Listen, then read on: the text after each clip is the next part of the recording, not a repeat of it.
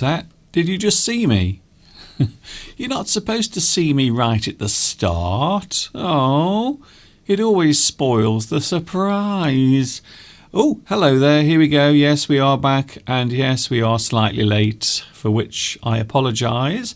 But we are here anyway. Yes, once again, we are all here to enjoy the English language. It is English Addict, coming to you live from the birthplace of English, which just happens to be, can you believe it? Oh my goodness, it's England.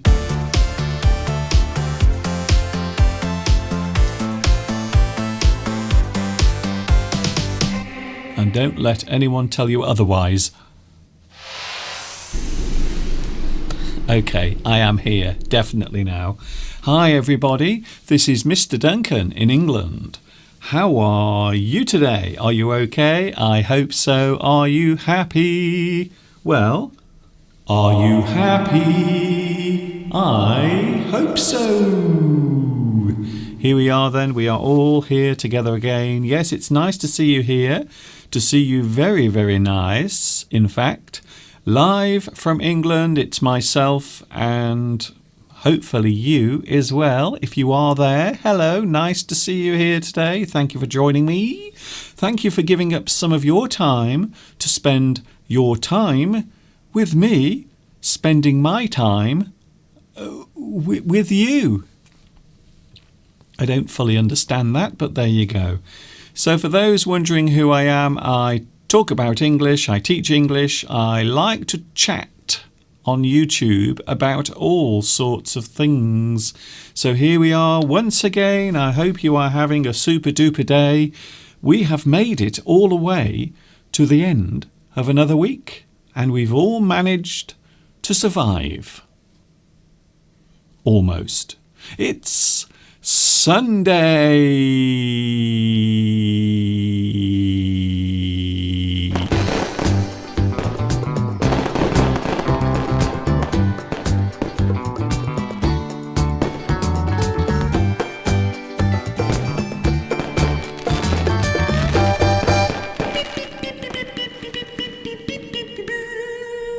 Yes, here we are again. We are back together and I hope you are feeling super duper today as well.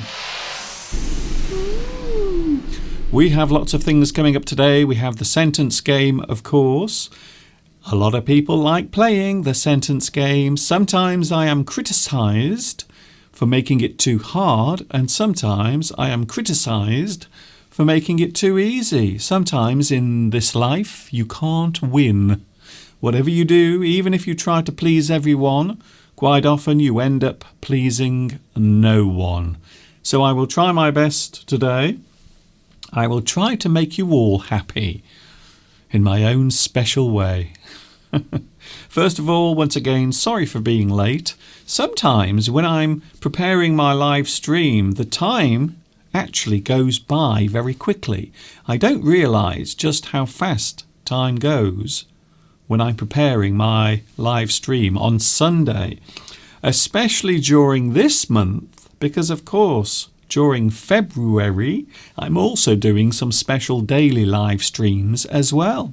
28 days of February, or as I like to call it, you may have noticed, I like to refer to this month as Fabuary. Very nice. So that's what I'm doing during this month. I'm doing actually live streams almost every day. I don't know how I'm doing it, but I am. And it's been a very hectic month so far. We are only 7 days into this month. And already I feel as if I've had enough, to be honest. I really need a very long lie down on the floor. I hope you are feeling super duper wherever you are in the world. Don't forget, you are welcome to join in wherever you are. We will have Flags of the World at 3 o'clock. It would appear that many people like to see their flags waving on the screen. So yes, we will do that, no problem. I don't mind doing it for you. Anything you want me to do, within reason, of course, not anything. I won't do anything. But if you want me to do something on here that won't get me banned from YouTube, feel free to say something. Hello to the live chat. Yes, we have the live chat watching as well. It would not be the live stream without you. I would be standing here talking to myself, you see, and it would be really weird. Ugh. Hello to Racer. Oh, hello, Racer Velez. Guess what? You are first on today's live chat. Ooh.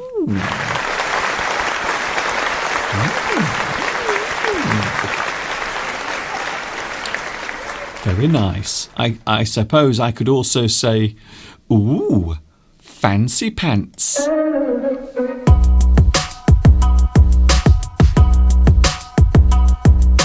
Okay, that's enough of that. We can't get too excited or exhausted.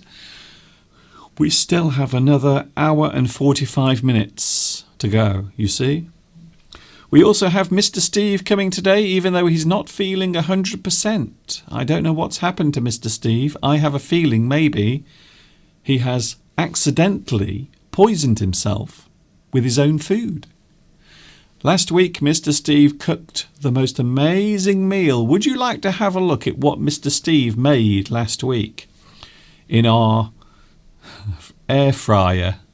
Because we have a new air fryer that Mr. Steve bought for me and gave to me last Christmas. So this is what Mr. Steve cooked the other night. Can you guess what it is, though?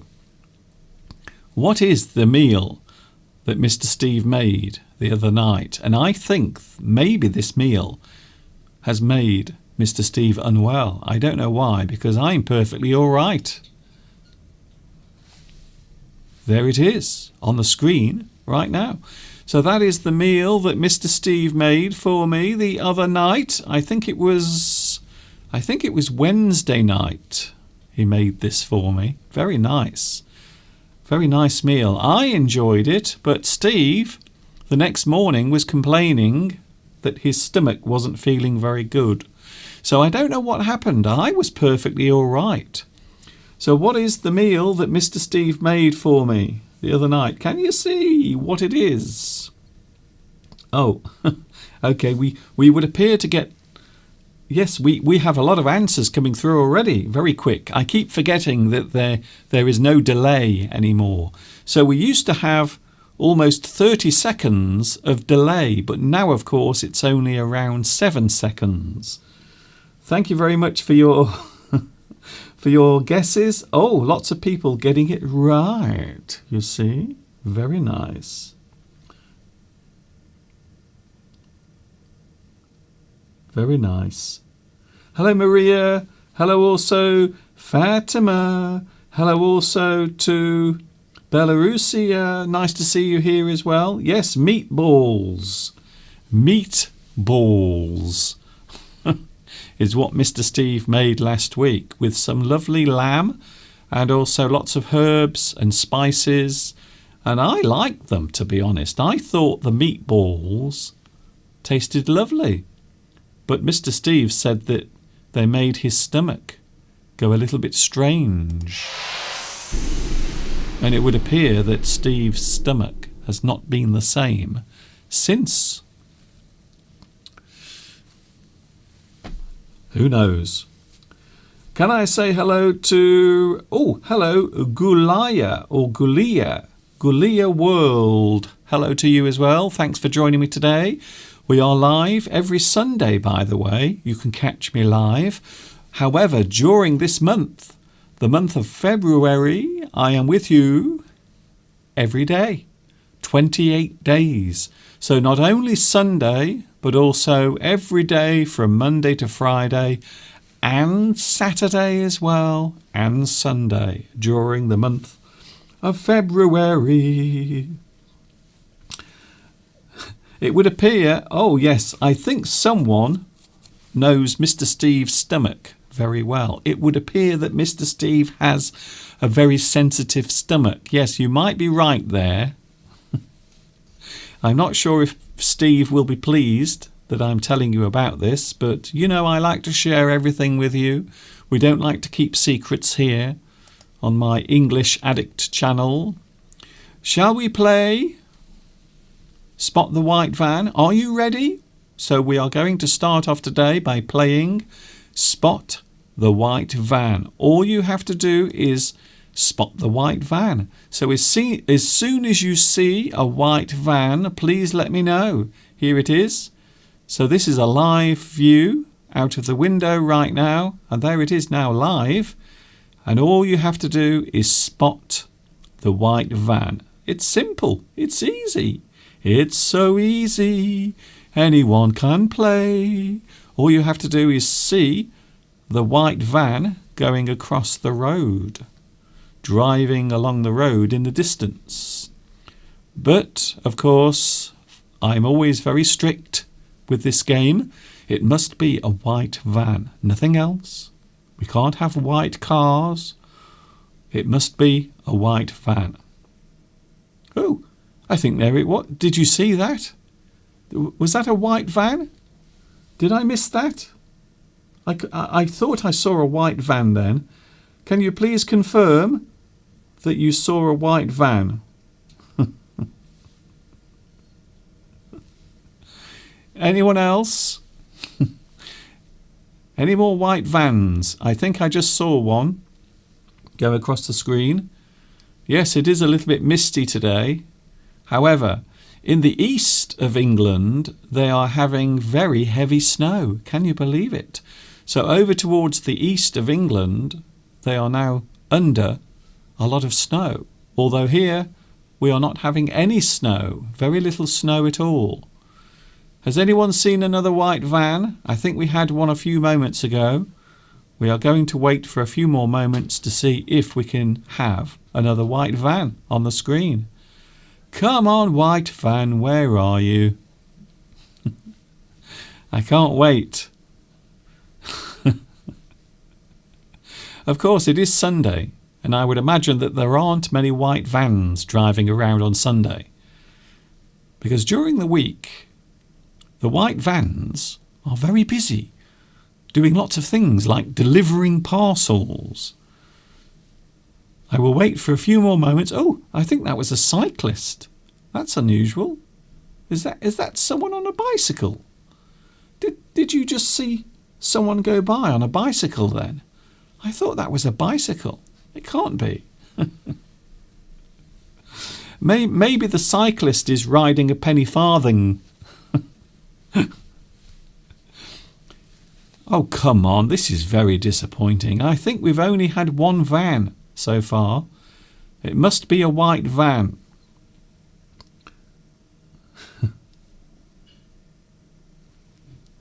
Five more seconds and then we will abandon.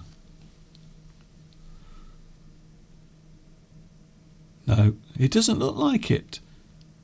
It doesn't look like we're going to have another white van go across. I'm rather disappointed, I will be honest with you. I feel slightly down in the mouth. Oh, there it is. Yes, everyone, did you see that? That was a white van, definitely. Did you see the white van? Please, someone confirm. Yes, there it is.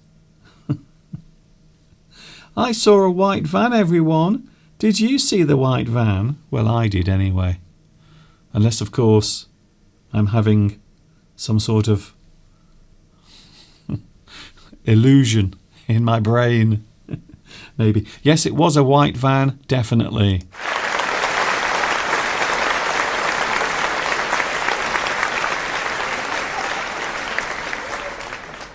Definitely, I can officially say that that was a white van. So we can continue now with today's live stream. I hope you enjoyed playing along there. Mr. Steve's Meatballs. Apparently meatballs are very popular in IKEA. Really? So you mean when you go along to buy your flat pack furniture, you actually go to the restaurant. So perhaps they have restaurants in IKEA. I don't know. So you go into the restaurant in IKEA, and in IKEA they sell meatballs. Interesting. I didn't know that, but now I do. You learn something new every day.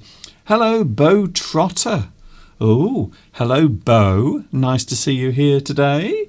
I am new here and I am watching in London. Bo, hello to you and welcome. I always like to say hello to anyone new watching.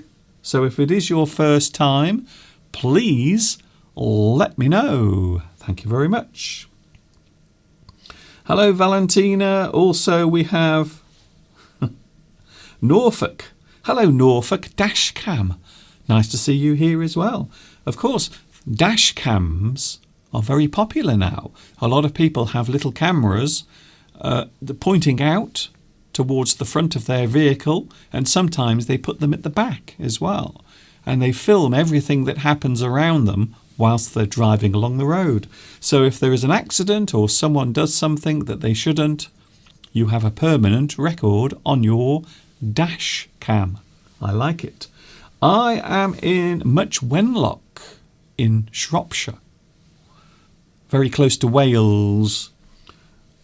But you are watching in Norfolk at the moment. Norfolk, are you having snow at the moment in Norfolk? I believe you are getting a lot of snow at the moment in the Norfolk area.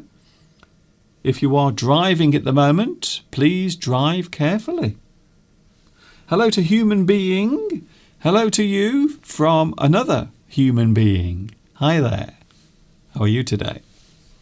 Thank you very much for your messages so far. Lots of people here today. We are talking about being posh. Do you like that? Being posh. Do you know someone who is posh? Do you know a person who is very posh? Maybe they are very sophisticated. Maybe they consider themselves to be perhaps upper class. Ooh. So we will be looking at some words and phrases connected to being posh in a few moments' time. Also, of course, we have the sentence game. Mr. Steve will be joining us in the studio, I hope. Unless, of course, at the moment he is lying on the bed feeling unwell. I'm not sure at the moment. Tatiana. Hello, Tatiana. Apparently, Tatiana says the Queen of England is posh. Yes, I suppose so. A lot of people use the Queen as a way of working out how posh they are. For example, you can't really compare me to the Queen because I'm not wealthy like the Queen. I'm not posh like the Queen. I don't come from a wealthy family like the Queen, you see. So I'm very different from the Queen. Very different indeed. Hello to... Oh, we have Luis Mendez.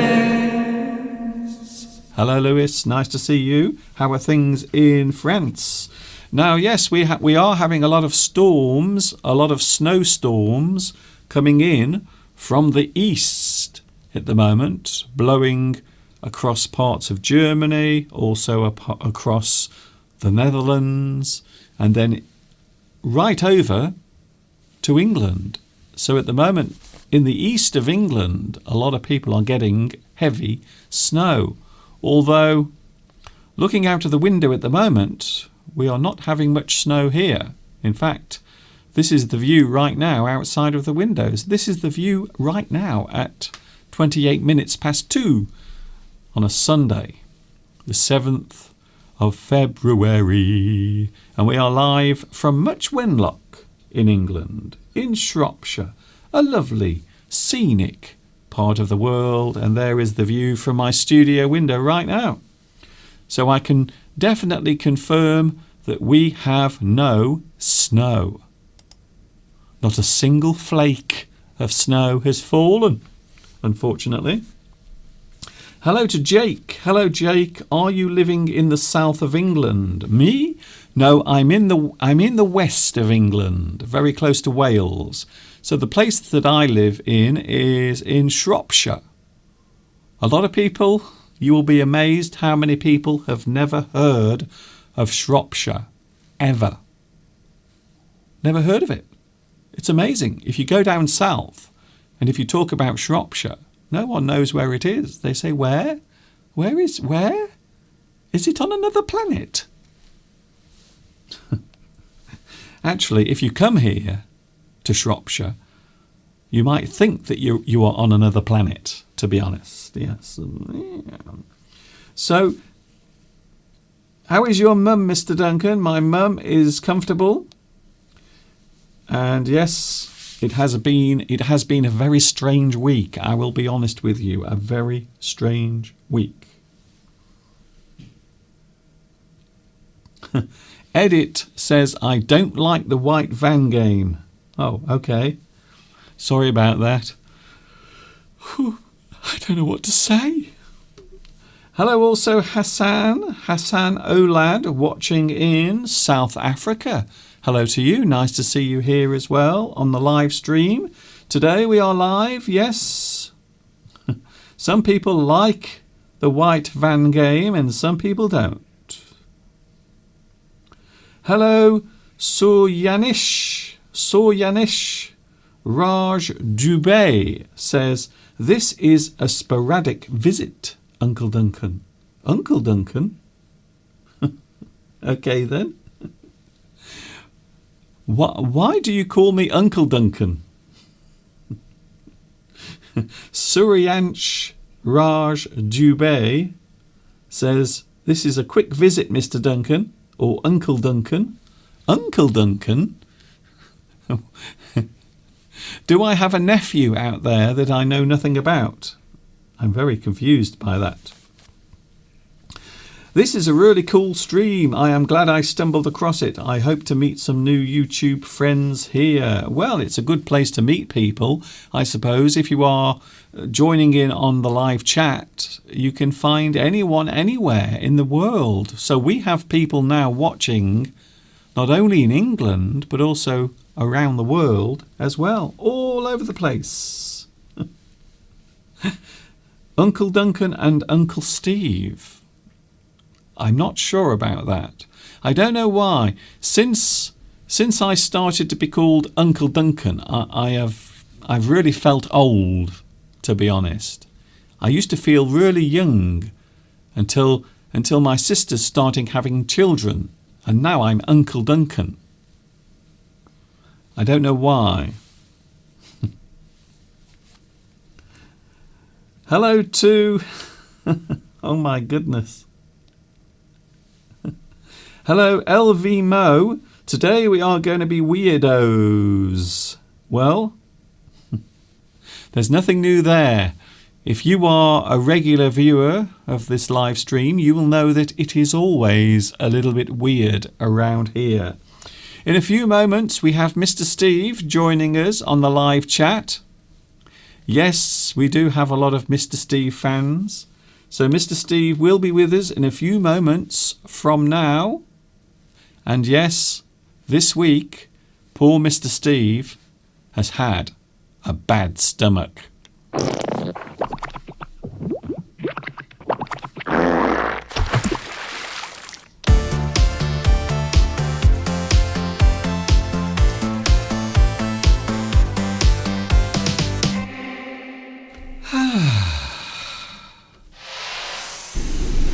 We will have Mr. Steve with us in a few moments. We might even be joined by Lord Steve. Oh, so that is the posh version of Mr. Steve in a few minutes.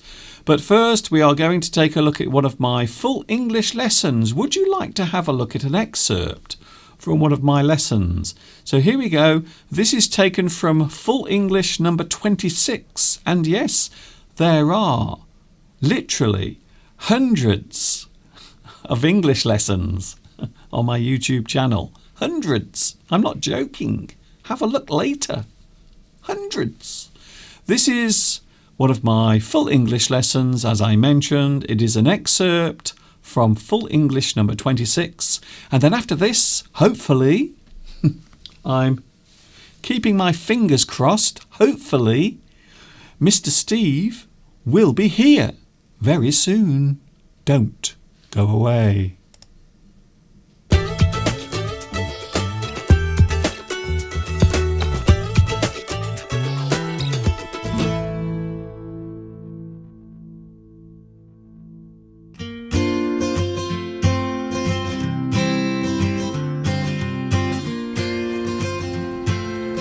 I don't know about you, but I love hearing gossip. To gossip is to talk freely about another person's life, the things you have heard about another person, regardless of whether you know it to be true or not. The word gossip can be used as a noun or a verb. A person who gossips is a gossip. They like to gossip about other people. The things said are the gossip. You can hear gossip from others. Gossip can be described as hearsay, tittle-tattle, rumour, scandal. You will often find that very small towns and villages will have local gossip. A person who seems to know all about what is happening in the surrounding area is the local gossip. Be careful what you say to her. She is the local gossip around here. So gossip can be the person spreading the rumours or the thing that is being said. Some people like to read about celebrity gossip on the internet or in magazines. A gossipy person will often be reluctant to tell you where they got the gossip from. If you ask them where they got the information, they will often reply with, "A little bird told me."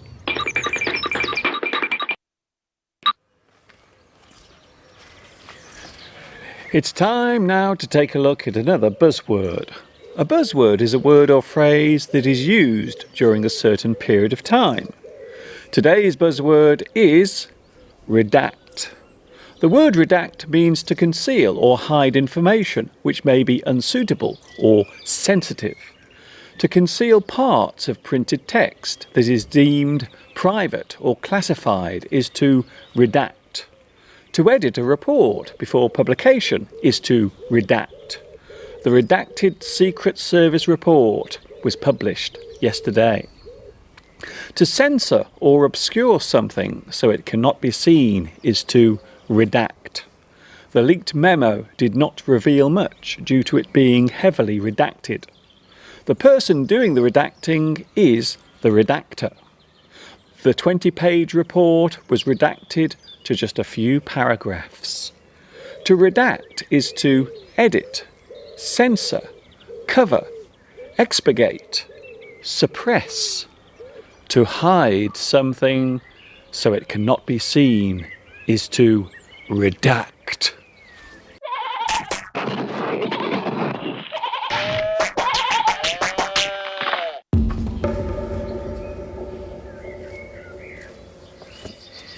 Have you ever seen a prefix in an English word? Well, in fact, there are lots of them. In fact, there might be more than you realise.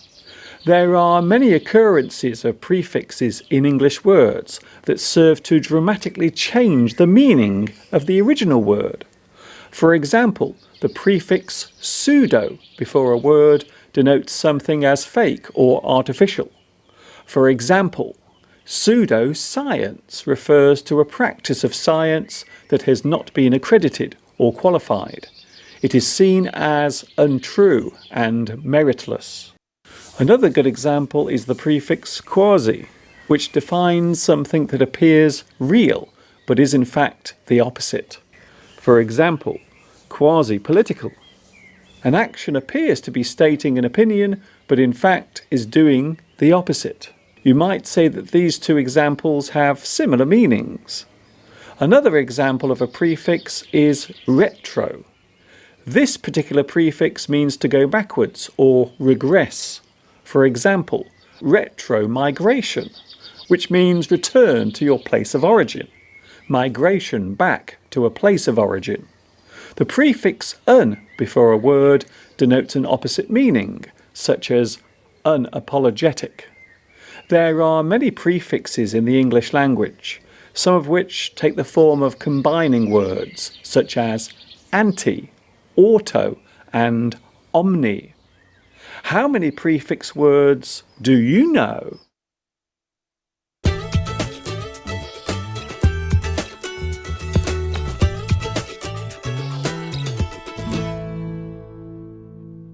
Okay, that was an excerpt from one of my full English lessons, and yes, you can catch all of my lessons on my YouTube channel. And as I mentioned a few moments ago, there are literally hundreds of them.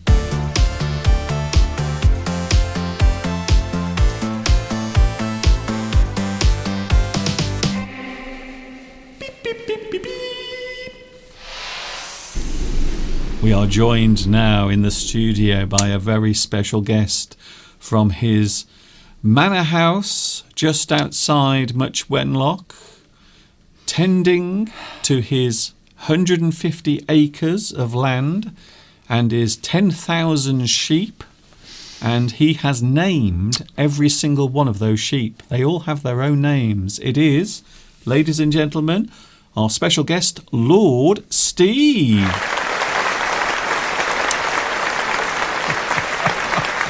Oh, Mr. Duncan, it's wonderful. Is that your name? Do I address you as Mr. Duncan, do I? Yes, you can. Okay. Well, yes, thank you for inviting me onto your, what is this? Some kind of online thing, is it, Mr. Duncan? This is the internet. Internet. Interesting. Very interesting. Have you heard of the internet? Vaguely. I think my housekeepers deal with all that sort of thing. It's where common people come to look at pornography. Oh, we don't say common people. They're just mere workers on my estate. They will help out. I pay them, a living wage. That's good. Yes. Well, as I say, this is a fascinating experience, Mr. Duncan. I'm not sure I've ever been, how do you say it, online? You are online? Yes. You're certainly on something. Fascinating. Well, my driver dropped me off later, earlier on this morning, Mr. Duncan. What car did you use? Oh, I think he just used the Range Rover, I think, some kind of, four-wheel drive thing. I've never driven it myself. What's happened is the Rolls-Royce in the garage. I don't really. They're a bit vulgar these days, Rolls-Royces. I think you'll find that sort of landed people like myself like to drive around in something where all four wheels are driven. Okay. In a pale, sort of a dark, sort of Highland green colour. Would you like to say hello to the great unwashed out there? Because where are they, Mr. Duncan? They're out there watching on their their devices. I can't see them, Mr. Duncan. Are they there? You can't see them, but they can see you. Oh, maybe I need my binoculars so that I can see them. You certainly need something. Oh, well, so far, so good. I can't see anyone, though. This is the problem I'm having. They can see you. Okay. Right, well, we'll assume that is the case. I will say adieu, hello, goodbye, and all sorts of stupid things, which, of course, we are known for being a bit silly. I feel that the character is starting to slip. I can't keep this up forever, Mr. Duncan. I've noticed. It was going really well, and then I could slowly tell that Mr. Steve's character was slowly. I might slip in and out of it. No need to draw attention to it, Mr. Duncan. Do you ever watch a terrible movie and the people in it? The people in the movie are trying to put on accents, but during the movie the accents slowly disappear. And I think that's what was happening then with you, Steve. But when I grew up, Mr. Duncan, I had a very posh accent. In fact, we ought to get out the recordings of when I was younger. Hello, by the way, everybody. This is me now. It's no longer Lord Steve, but I must admit, that hat, I said this to Steve a few months ago. Hot. I said this a few months ago, Steve. You look brilliant when you are wearing this sort of clothing. It really does suit you. And we have this slight fantasy, don't we? One day we are going to buy some clothing and we're going to walk around Much Wenlock like country gentleman, and everyone will have to bow. Well, you'll have to follow a few steps behind me, I think. Yes. You can be Lord Steve, and I can pretend to be your servant. I can be your servant, sort of bowing behind you. So maybe I'll drop in and out of character, because I understand, Mr. Duncan, that you are the theme of today's live stream is being posh. Is that right? Yes, we are looking at some words and phrases connected to being posh. And it is an interesting word. I always think the word posh is used in many ways. So we always think of something that is high class or something that might be sophisticated. But posh is often used in many other ways as well. If we are describing something, if we are trying to impress someone with something. We had a neighbour who lived around here. She's gone now. She's moved away, so I can talk about her. But we had a neighbour, and everything she did, Mr. Steve, everything she did, everything she bought, everywhere she went, it was always somewhere posh. And that she would say that. She would say, "Oh, I went away last weekend. I went away to a very posh hotel." It was never an ordinary hotel. Never ordinary. Or, "Oh, yes, last weekend my children came and we went to a very posh restaurant." Very posh. We all know people like this. Yeah. So that she could never go anywhere or do anything without it being posh. I know. I mean, there's a very well-known chain of not department stores, food shops, called the Co-op in the UK. Okay, that's a bit lowbrow. Well, the Co-op is just a grocery shop. Yeah, it's a supermarket chain. Supermarket chain, average sort of chain. It's very popular here in the UK. I don't know about other countries, whether you have Co-ops there or something called the Co-op. Anyway, it's just an ordinary shop. And she said, "Well, I went to my shopping the other day. I was in this area and I went to a Co-op. Oh, but it wasn't an ordinary Co-op. It was very high class. Very high class. Everything's got to have that." I don't think there is such a thing as a high class Co-op. Oh, that's right. But we all know people. Wasn't she moving somewhere else? And well, we've got to be careful what we say. Well, it doesn't matter now. She's gone. Well, she might be watching us. She didn't even leave a forwarding address. That's true. She didn't. You know, when a neighbour moves away, quite often they will give you a contact address. There was absolutely no way that this particular neighbour had any intention of staying in touch with us. She kept refusing to tell us where she was moving to. She wouldn't tell us where she was going or anything. However, she did say, "Oh, where I'm moving to has a very posh Co-op." Can I just say there is no posh Co-op? There isn't. I keep forgetting there's only a 3-second delay, or is it 5 seconds delay? Yes, we have about. Yes, it's very quick. Well, that happened earlier because I was doing something earlier, and I suddenly realised all of the replies were coming up straight away. So I'm still getting used to the fact that there's no delay anymore. So this is virtually spontaneous. There is no actual delay anymore. Just as you know, I like to read comments off the live stream before I come on. We've got somebody new called Norfolk Dashcam. Yes, Norfolk Dashcam is, I believe, in Norfolk, and I think they are very fond of dashcams. I think. Well, it might be worthwhile today because they're expected to get a lot of snow. They already have. Really? Yes, the east of England is now under snow. Yes, they haven't had any yet, but it's on the way. Oh, I see. Depends where you are in Norfolk, because Norfolk's a bit further north than Kent. Yeah. Well, we've had no snow, nothing. Anyway, Norfolk Dashcam, hello.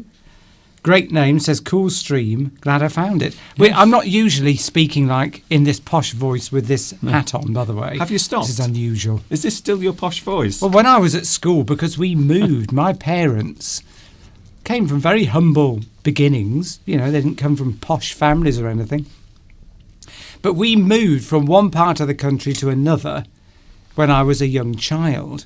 And if you were a child and your parents moved, to another area, a long way away from where you were originally born, then your accent is not going to be the same as where you moved to. And for children, this can be quite traumatic. Yes. So this is my voice. I used to speak a lot more poshly when I was a child. I used to, hello, mummy.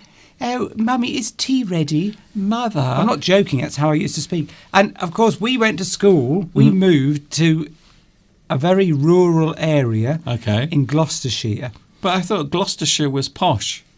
No, well, there are posh areas, but if you go to a normal state school, then the vast majority of people are just ordinary people who were born there and grew up, and they have the local accent. I think Steve wants to say common. No, I'm not saying that. I'm just saying if you grow up in an area, you adopt the accent, don't you, of that area? That's it. So in a rural area, there's a very different accent. Oh, hello, hello. It's a very sort of farmer type accent, and they're all sort of like, they speak like that. And I was going, oh, hello, nice to meet you. And you can imagine the reaction. I never lived it down. I was called a snob. I was called posh. Yeah. All sorts of names, and I had to live with that all through schooling. But, of course, being tough and resilient as I am, I won them over with my charm and humour. Wow. But anyway, it was fine. Anyway, you punch up a few of them, and they soon get respect. I can't imagine you fighting anyone. Ever. Oh, I used to get into fights, Mr. Duncan, all the time. I don't think so. I did. Did you used to fight the girls? No. Did you pull their pigtails? Oh, but anyway, yes. So that's it. So if you move from one area to another, and you've got a different accent, then in a school environment, we're talking about teaching, then it's going to be something that the children will pick out those differences and use them against you and mock you. Well, because that's what children do. Yeah, children are horrible. Children can be really mean and spiteful. I mean, they would call me names, they would make me cry, and I would run all the way home. And that was just last week. That was just a few days ago. Valentina says something funny here. Maybe we should call me Sir Steve. Sir? I don't think so. Well, yeah, but at work, that's what they call me at work. Really? Yes. I think they're being ironic. No, because I've got obviously follically challenged, shall we say? Bald. I look like a certain actor, don't I? Yes. Well, which one? The one that Patrick Stewart. Patrick Stewart or Bruce Willis. Patrick Stewart. I think you look like Bruce Willis. So they used to joke that I look like Patrick Stewart, who was in Star Trek and various other films. That's what he's known for. And so they, at work, as a joke, they call me. Well, I don't think I look like Bruce Willis. Anyway, you're ruining what I'm saying, Mr. Duncan. Say. I don't know what Bruce Willis says. Well. But so yippee-ki-yay. Yippee! Oh no, you can't say that. They used to, at work, they think I look like Patrick Stewart, so they call me as a joke Sir Steve. So, Saturino, you are right to call me Valentina. Sorry, to call me Sir Steve. That's how I like to be addressed. Yes. Okay. We are talking about being posh, so there are lots of words you can use, Steve.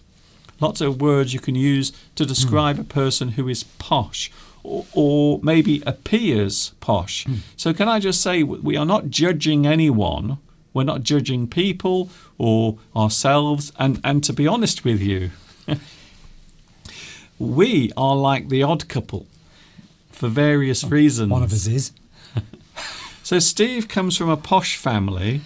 No, they weren't. Well, your family was posh. Your father, Steve's dad, in the 70s used to go to a restaurant and he'd open his wallet and all of these credit cards would fall out. There would be about 6 or 7 credit cards. That is true. And then more than that. He would show them to everyone in the restaurant. So yes, in the 1970s, if you had a credit card, you were considered very wealthy, which is it's kind of ironic, really. Yes. That borrowing money that isn't yours was considered to be a sign of being wealthy. Well, it was in the 1970s because, I mean, these days anyone can get a credit card. But Anyone. in the 1970s, you had to have a certain income and be quite heavily vetted by the credit company before they would give you a credit card. Have you been vetted? Yes. I've had my worming tablets, Mr. Duncan. Yes, if someone vets you, it means they look into all your history Yes. and your financial details to make Yes. sure that everything you say about yourself is true. Yeah. Well, nowadays they call it a credit check. So they will check to make sure that you are worthy of borrowing money. However, these days, especially these strange days, need I say more? A lot of people are being given money, lent money. Credit is much easier to come by at the moment. Well, I like what Tomek said. Oh, okay. He said he's prostrating himself before me. Prostrating. Prostrating. Don't you have to have your finger up your bum to do that? That's a different thing altogether, Mr. Duncan. Oh, okay then. Prostrating. Prostrate, not prostate. Prostate. Prostrate. You've got to get that. That reminds me, I've got to have my prostate exam next week. Yes, if you were to take the R out of prostrate, it means a whole different thing. Yes. Literally a hole. Yes, if you prostrate yourself in front of somebody, it means you bow down. Okay then. Bow down and probably you get down on your knees. Okay. And like that in front of somebody. I like the sound of this. It's a subservient gesture. Okay then. So if you are bowing or if you get down on the floor and you are showing, I suppose it's a sign of respect. Well, I know it's yes. I suppose it could be. I think so, because if you go to some countries and maybe if you go in front of the monarchy, maybe the king or queen, or a member of the royal family, quite often you will have to bow down, or sometimes you will have to get very low down on the floor. Yes, but it's these days. Certainly in this country, you wouldn't do that. You might just sort of do that. What? Bow a bit. Just, good morning. And women may curtsy before royalty, Yes. but you wouldn't go right down on the ground on your knees and do all this. This is something I said right at the very start. Seen as very demeaning. Right, sorry, I'm talking, Steve. I was just finishing. I love it when Steve You does. must defer to me, Sorry, Mr. Duncan. What? Can I just say something, Steve? Just please let me say something. I can't remember. At the very start of the pandemic, I said that instead of shaking hands, because of course people don't like to shake hands anymore because of all of the germs and the bugs, but we could bow instead. So I said that would be a brilliant idea. So instead of shaking hands, we can just show respect by bowing. A bit like in Japan, you see, people bow in Japan. And I think other Asian countries as well. Quite often people will bow as a way of showing respect. Yes, well, that's fine. I don't remember you bowing when I came on, though, but never mind. Tomek's now lying face down before me, so Okay. I like this. I like the way this is going. If others want to follow, then This sounds like some sort of message he's sending. Steve is removing his trousers right now. Saturino says, "Does posh equal snob?" No. We're going to look at that later. We are jumping ahead slightly. Can do. We have Flags of the World coming up in 2 minutes for all those fans of Flags of the World. So very quickly, Steve, because we are running behind time. Are we? Rich. So when we think of people who are posh, the first thing we often think of is rich. They are rich. They have money. So a rich person might be seen as posh, although it's not necessarily true. Although you will often do that. You will think posh equals rich. Yes. But not necessarily, because I think you can have a little money or some money but still be posh. So maybe you still have a nice house and it's clean and tidy. Maybe you have a nice new carpet in your living room. Maybe you have some nice furniture. So the house can be posh, but you're not necessarily rich. So that's what I think anyway. Oh, yes, that's very true. You can pretend to be rich by acting in a posh way. So you can, have a certain accent. Yes. You can dress in a certain way. Yes. And appear to be rich and posh, so but not necessarily be. That's it. You have the appearance of being posh. A little bit like Mrs. Bucket in Keeping Up Appearances, that sort of thing. We are 20 seconds away from 3 o'clock, Steve. So we'll come back to this topic in a moment because it is coming up to 3 o'clock. You know what happens at 3 o'clock, don't you, Steve? Yeah. No. Oh, okay. Is it the sentence game? It is not the sentence game. That comes a little bit later on. But yes, it is 3 o'clock now, and it's time for Flags of the World.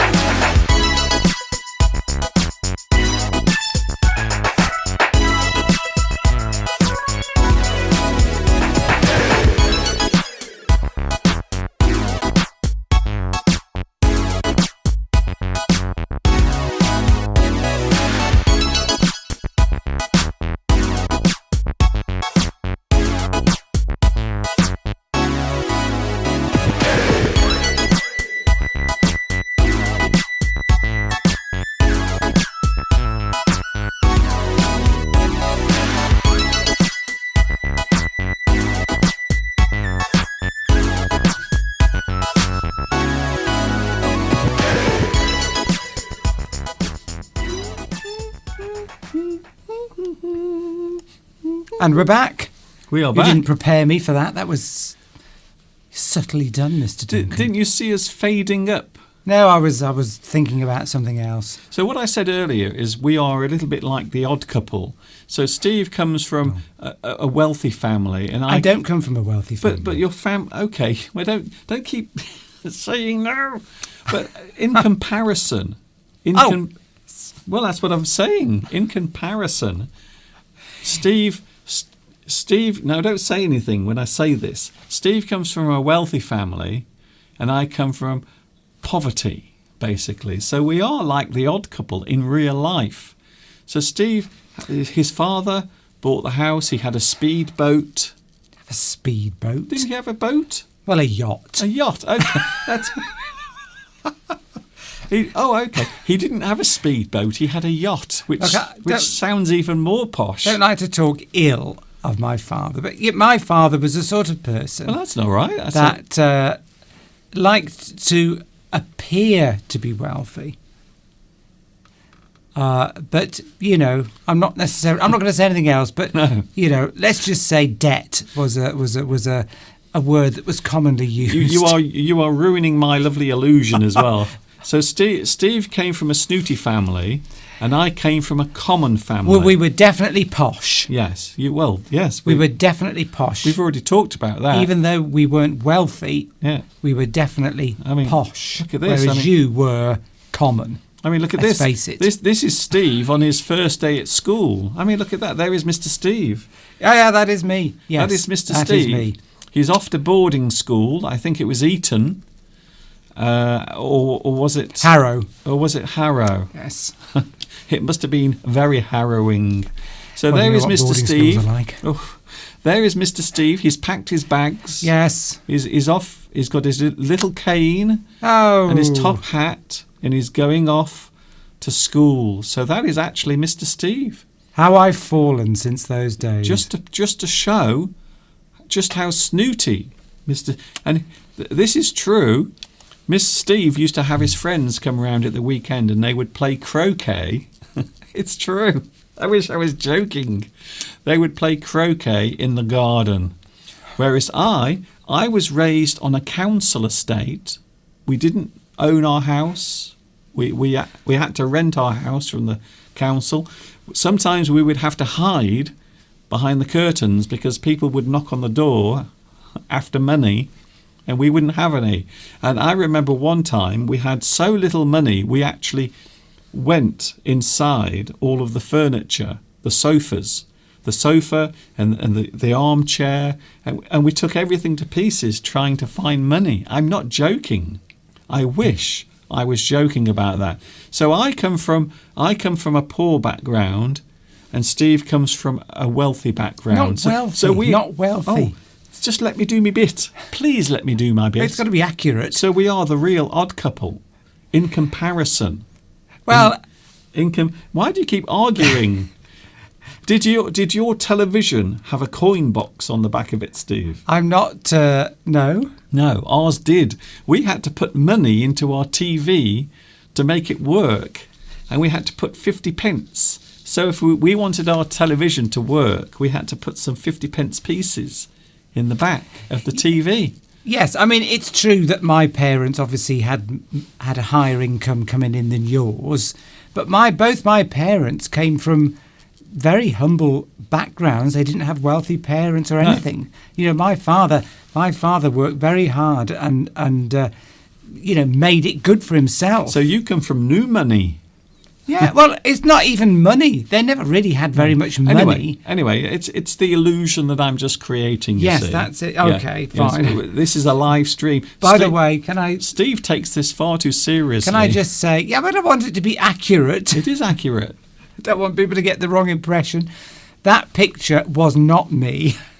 It is Mr. Steve. It was not me. It is. It wasn't me. That's Mr. Steve. So there is Mr. Steve. He's even got a little carnation in his coat. That's an actor, isn't it? It isn't an actor. Who is it then? Is it somebody from? I can't remember where. I've seen that picture before. It isn't an actor from anywhere. Steve, just let me explain. It's not me. Yes. So this is definitely Mr. Steve. Just before he went off to boarding school, and that explains why Mr. Steve is the way he is nowadays. You know, that explains a lot. Yes, but, because we know what happens when you go to boarding school. You know what happens? You get what? Extra jelly at the weekend. And we're not talking about the meals. I don't know what you're talking about, Mr. Duncan. But yes, no. We've got to come clean, haven't we? Clean. If you come clean, it means you admit that you were lying, and now you're telling the truth. Yeah, this is come clean. This is a famous photograph, actually, and I will show you the whole photograph. So I'm glad you said that, Steve, because I am going to show you the whole picture in its entirety. So there it is. There is the photograph, but now I'm going to show you the rest of the photo. So this is actually a very famous photograph, and it shows the differences between the classes. And when I say class, I mean the types of people. And there you go. You see, Steve? So this is actually a very famous photograph from many years ago. So you can see That's you on the right, is it? Yes, this is what I'm trying to do. But you kept interrupting me. So there is Mr. Steve's upbringing. Oh, yes. And there is mine. So that's me over there. Commoner. So that's me. That's Mr. Steve. And that's me. So I was one of those lads. And Steve was that one there. But those aren't pictures of us. But they are representing where we came from. Mr. Steve, me. Mr. Steve, me. Call blimey, mate. Call blimey, mate. Oh, me mate, have you got spare us any change, Governor? Spare any change for a poor street urchin? Spare us a bit of change, Governor. Yeah, okay, Steve. Somebody asked earlier on for a London accent, Cockney accent. Yes. Who was it? Yeah. How you doing? How's you doing? How's the old indoors? I'm going up the old apple and pears. We're going to teach you some fabulous English here today, aren't we? Yeah. Apples and pears, apples and pears. Apples and pears. Nouveau rich. No, not really. My parents really grew up in a time when Britain was starting the middle class. The middle classes who never existed in Britain or in the UK before the 1960s. Really, there wasn't really a middle class. No, there was only wealthy people and everyone else. Wealthy people and everyone else. Mm. See, when my mother and father grew up, they came from very, ordinary, humble beginnings. Anyway, and there was 98% of people were just fairly low income. Okay. And then the middle classes came in the 1960s, 70s and 80s. And my parents, of course, I grew up in the 70s. Yeah. So that's how my parents were typical middle class, white collar worker. Dad went to work with a shirt and tie, was in management, and the middle classes became prominent, and we had lots of money to spend. I should explain. Okay, Steve, we've got your whole family history now. Middle class is an interesting word that is used a lot because we now see the middle class as the majority of this country. So if we are talking about England, quite often when we talk about the middle class, it would sound as if the middle class is just a small part. But in fact, I think it would be fair to say that middle class is the majority of the class in this country. And those with lots and lots of money, those who are really genuinely rich, only have, they are only a very small percentage of the country, of the wealth in England. So it's very interesting to look at that. Can we look at some words very quickly, Steve? Of course. Because we are so behind time. But can I just say as well, no, it is... No, you can't. Very quickly. Please don't say. Class and this sort of thing is not unique to the UK, but it's very...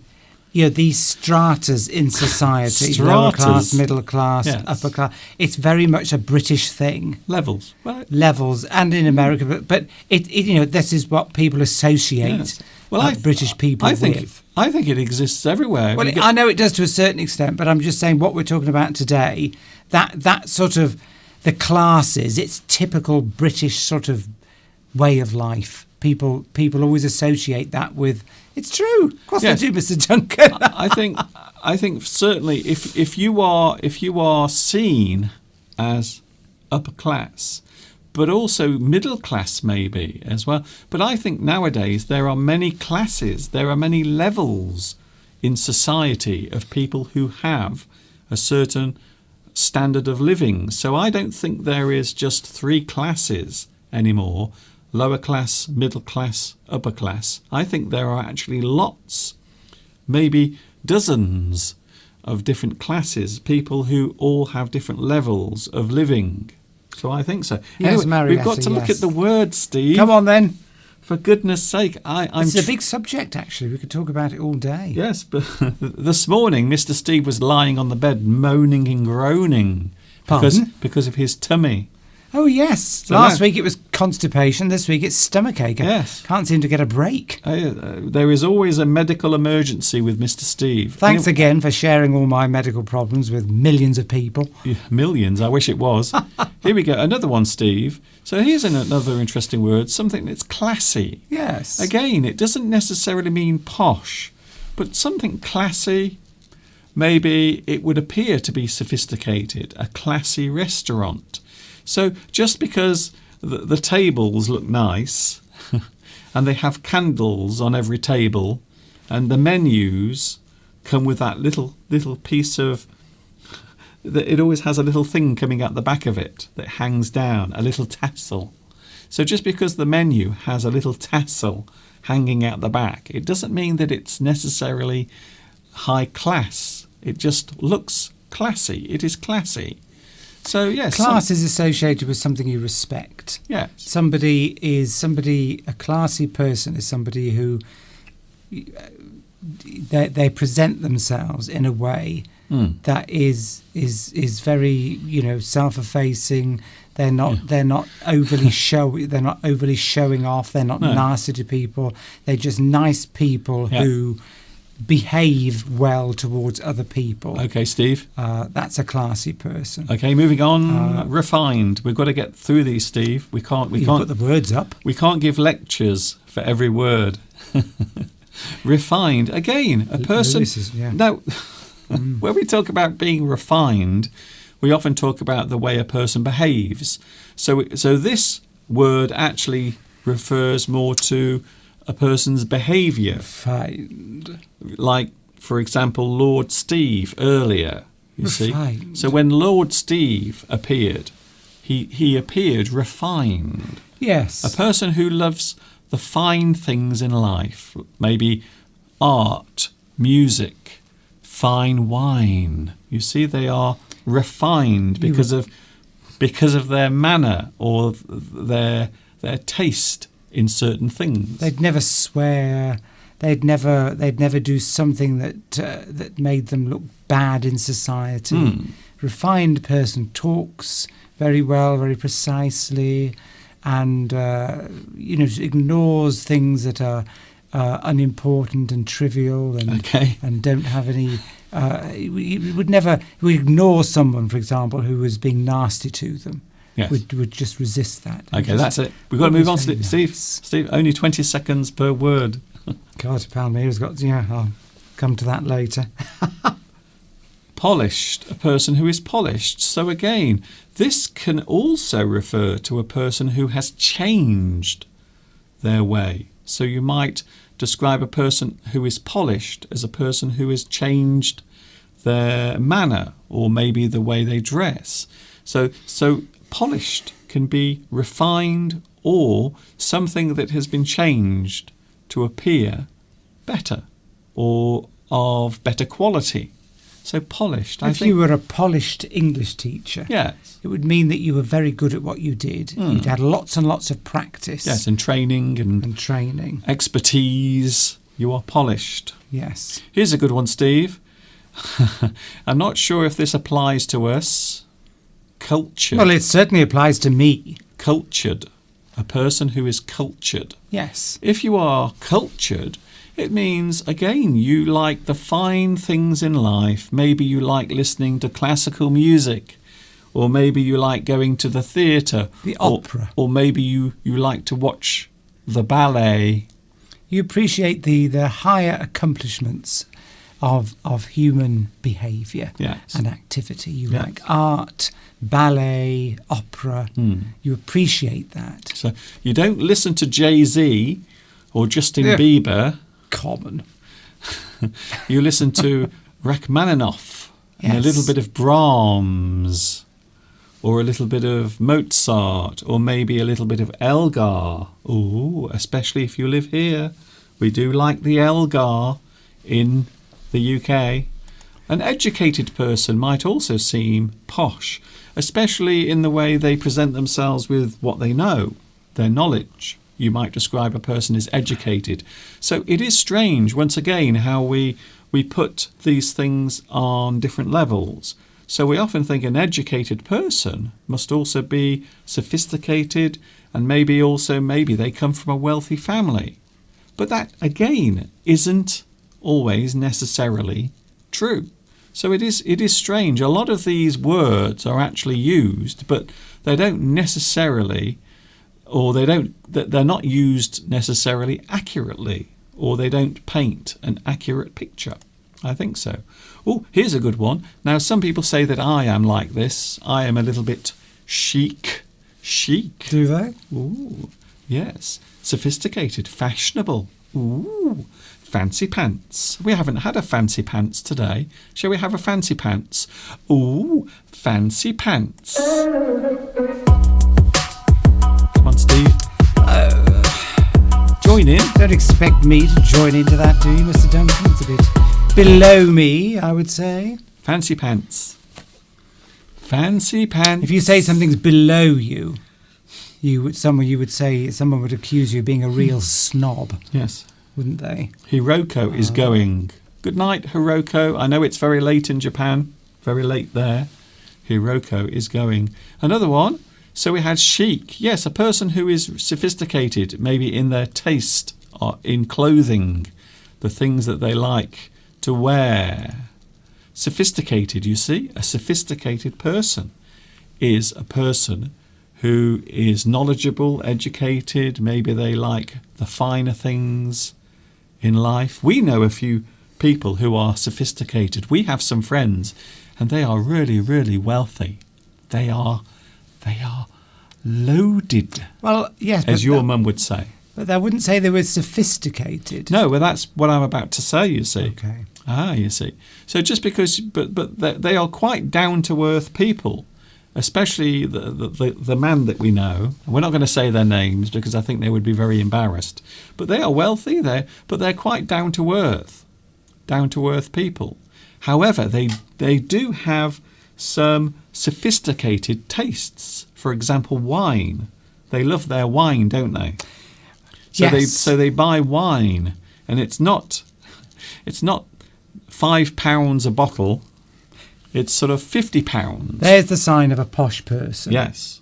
Who doesn't buy £5 supermarket wine. Yes. If they spend, a posh person will spend more than £10 on a bottle of wine. Yes.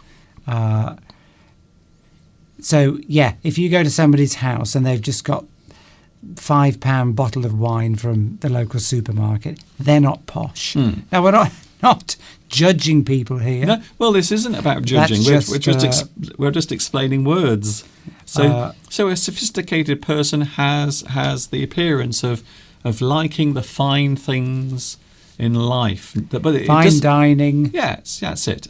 Anyway, here's a good one. Now, this is one that is often used when we are talking about very wealthy people from good stock. Now, this sounds like we're talking about animals, doesn't it? Well, that's where the phrase comes from, I think. Yes. So we might talk about a person who comes from good stock. How would you describe that?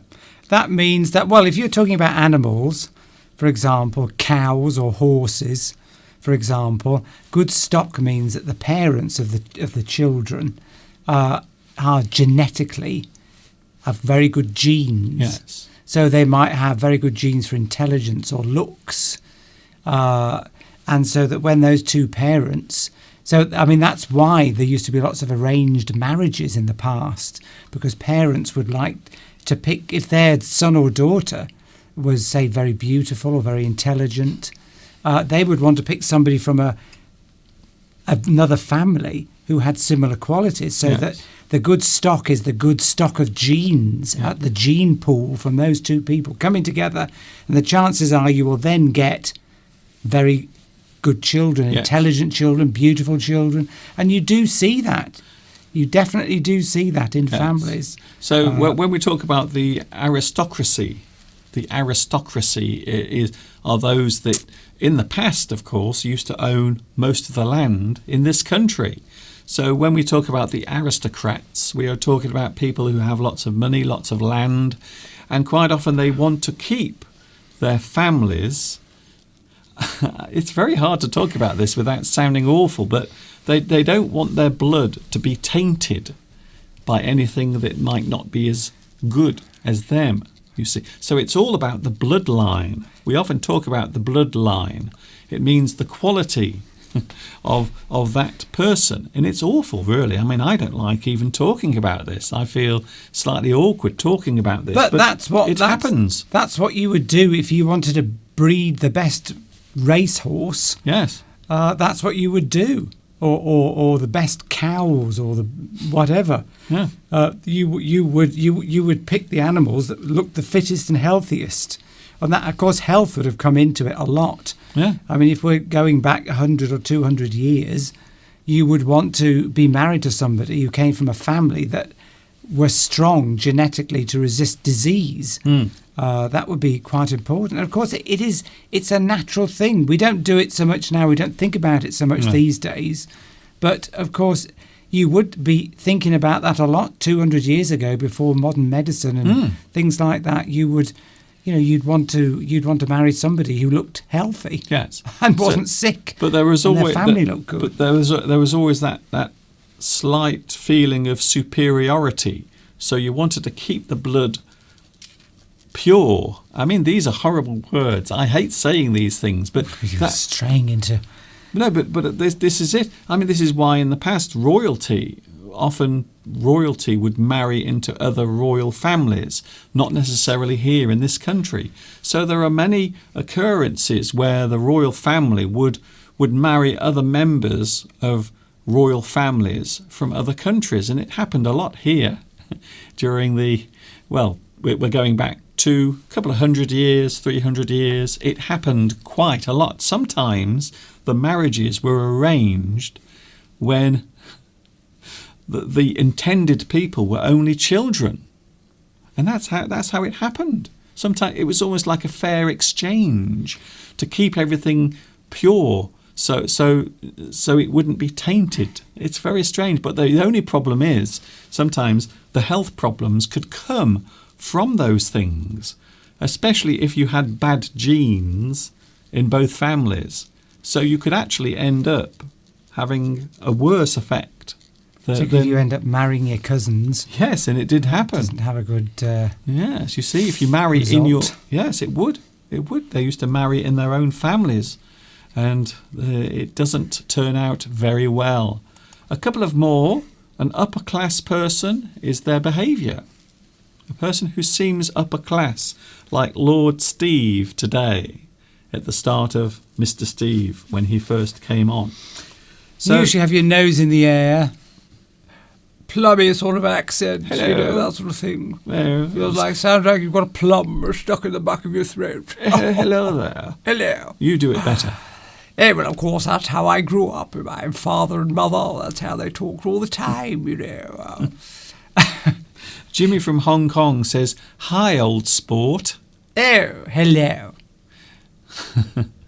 Can you say hi, old sport?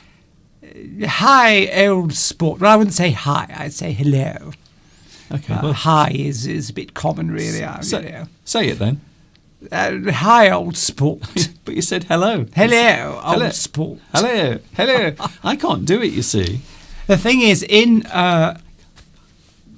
nobody really talks like that in the UK anymore. No. But we've often watched television programmes from the 1970s because we like watching things from the 1970s. And it's amazing. People were being interviewed randomly on the street, and that posh accent was very common amongst lots and lots of people in England in that time, but it's gradually gone. Lewis makes a very interesting point, and I've been trying to get a word in edgeways. It's all right. That in Europe, he says, the middle class has disappeared, all but disappeared, bit by bit, since the 1970s. And the same thing has actually happened in America. The middle classes have been obliterated through redistribution of wealth and taxes and things like that. Yeah. It's played a massively important part in reshaping society completely. We've had it a bit in this country, but I think in the UK that the class structure is broken down. People don't defer to sort of upper class. You don't really think about that anymore, but it's still there. I think probably more than in other parts of Europe. That would be an interesting conversation to have, Lewis, about what has happened. Well, it's also interesting that Luis Mendez is now living in France, and let's not forget that the aristocracy, the ruling class, were pretty much. It's not approved of in almost France, is it? Well, it certainly wasn't during the French Revolution. A lot of people literally lost their heads. Yes. Saturina says, "Did I have high hopes that were accomplished?" Well, that's a sore point. I don't think I've achieved everything I want to. Yeah, we're sort of joking a bit here today, aren't we?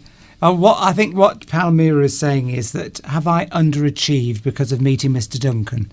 Have I sort of married below my class? That's what they'd say in this country, wouldn't they? Well, first of all, we're not married. I know, but you know what I mean. If somebody married, you see, in a way, my grandparents, my mother's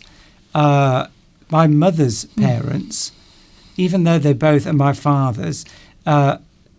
My father's parents thought that my father had married beneath them by marrying my mother at the time, even though really there wasn't that much difference, because they wanted my father to marry somebody who was very educated. I hope your mother isn't watching, because my father was very intelligent. By the way, sorry, Steve's mum. But you weren't the first. Well, no, my mother's told me the story. Oh, I see. She said that you weren't the first choice. She felt as though she wasn't really liked by her parents-in-law because that she didn't come from a good enough home. Oh. And didn't have the proper education and all that sort of thing. And it is true. This is something else that I don't mind saying. It is true that Mr. Steve's dad did not approve of me. Oh. Never would have approved. See, Valentina says another point here. It's not that funny. Well, there'd be other reasons that would be more prominent than... No, but you know what I mean. Yes. You know what I mean. Middle class is disappearing more and more, and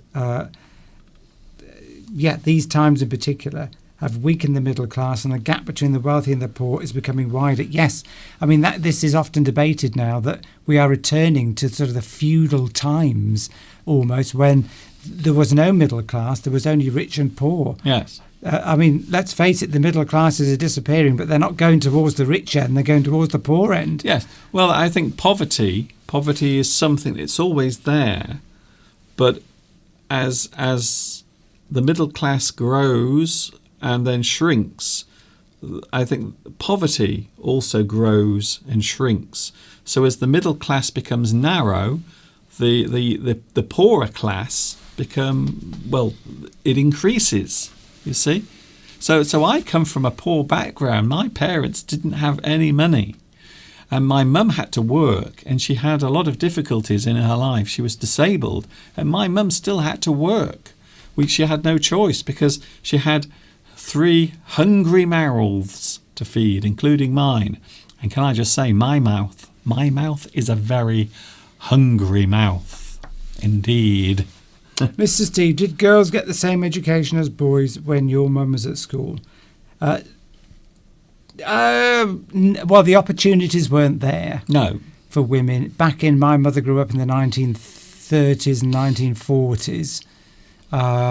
And back in those days, the women's place was definitely in the home. Women were only expected to get married and have children and be housewives. Of course, that's totally changed. I mean, the opportunities for women have changed beyond all recognition now. Yes. Which, of course, is a good thing, because... Well, I think the revolution started at the end of the 1960s, so we've seen this progression anyway. So as people earn more money, as the economy grows, the standard of living slowly goes up. So even though I live in England, or we live in England, there is still poverty around. It still exists. So not everyone in England is a millionaire. I mean, we're not wealthy. I wouldn't describe us as wealthy. I mean, I can't go out now and buy a solid gold watch. I can't. I don't own anything that's valuable. I think the only thing I have near to me that's valuable is Mr. Steve. What about your camera? Well, yes, but those are things for work. So those are things that I use in my work. So all of my valuable things, all of the things that I see as valuable are to do with this. It's very strange. So I don't really have anything, jewellery, gold, earrings, or gold teeth. No, you don't. Nothing. I would say the most expensive thing you've got is your computer. I think my computer must be the most expensive thing I own, and that's what you're watching now. This is coming through the computer, which your wonderful viewers contributed towards many years ago when we did a fundraiser. It was about 3 years ago, was it? It's almost 3 years since we bought that computer together. Yes. Yeah, it's true. Anyway, we have some negative words to do with being posh. Here's a good one, Steve. If I can just get my other thing back up on the screen. Posh words. So here are some negative words. How about this word? Snoot. Snoot. Yes, somebody who looks down upon other people and thinks that they're better than them. See, that's the danger of that you can become somebody who thinks that you're... If you're snooty, it means you look down on other people and you think you're better than them. I've already said that. Yes. I've just repeated myself. I thought there was an echo. Yes, and it's a nasty trait. Something you do a lot of. It's something that you commonly do. A life habit. A habit, a trait. Yes, a snoot, somebody who looks down on other people and thinks that they're better than them for whatever reason. It may be just that you think you've got more money than somebody else, and therefore you think you're better than them. Yes. It could be that you think you're more attractive, and therefore you're better than them. Or it might be that, and quite often this comes from the parents. So if your parents are like that, often you'll be like that. Snoot. They used to say I was a snoot at school, but I wasn't, because they thought, and that's the thing, if you're posh, don't just assume that because you're posh, which I was posh, not going to deny that you're also snooty. Yes. Sometimes they go together, but which comes back to a query somebody asked us about before: is posh and snoot the same? Yeah. They can be. A posh person can be snooty, but a posh person can also not be snooty. They are two different things altogether. Yes. By the way, Tomek, we haven't forgotten you, Tomek. Tomek asked, what about the word swanky? Something that's swanky is just high class. So something that is swanky, maybe you can have a swanky restaurant. So it's used as a sort of adjective to show that something is high class or sophisticated. Something that is swanky. We went to a swanky restaurant. We stayed in a swanky hotel. Swanky. It is lovely, yes. High end. Something that is seen as sophisticated. Vazzy Zito says yes. Does snoot mean snob? No, it doesn't. No. But snoot means snob. Yes, it does. That's the same. It's very interesting that the word snob is also used. We often use snob even nowadays. So if a person seems to be too full of themselves, even if they're not wealthy, they might appear or they might pretend. They might feel as if they are superior to other people, like our neighbour, one of our neighbours. They don't live here anymore, but they've gone. Snoot and snob are similar. Yes, so you can be a snoot or a snob. You feel as if you are superior. I believe the word comes from the word for nose, you see. So you're snoot, you are snooty. Your nose is always pointed upwards because you feel superior. If, for example, somebody invited you to a party and your parents thought that, or you thought that they were maybe not in the same class as you, and you might say, "Oh, I'm not going to their party." No. You might say to a friend, "Oh, why?" Your friend, somebody might accuse you of being a snob or a snoot, yes, because you didn't want to go to a party of somebody who, their parents haven't got much money. I'm not going to their party. That would be snooty and snobbish. You're judging people. What you're effectively doing, if you're a snoot or a snob, is you're judging people really on their wealth. Yes. And how much of it they've got or haven't got. And maybe also their class as well. So even if if you send your children to the wrong school, you might be seen as not as sophisticated. So maybe if you don't send your child to a private school, they just go to a state school instead.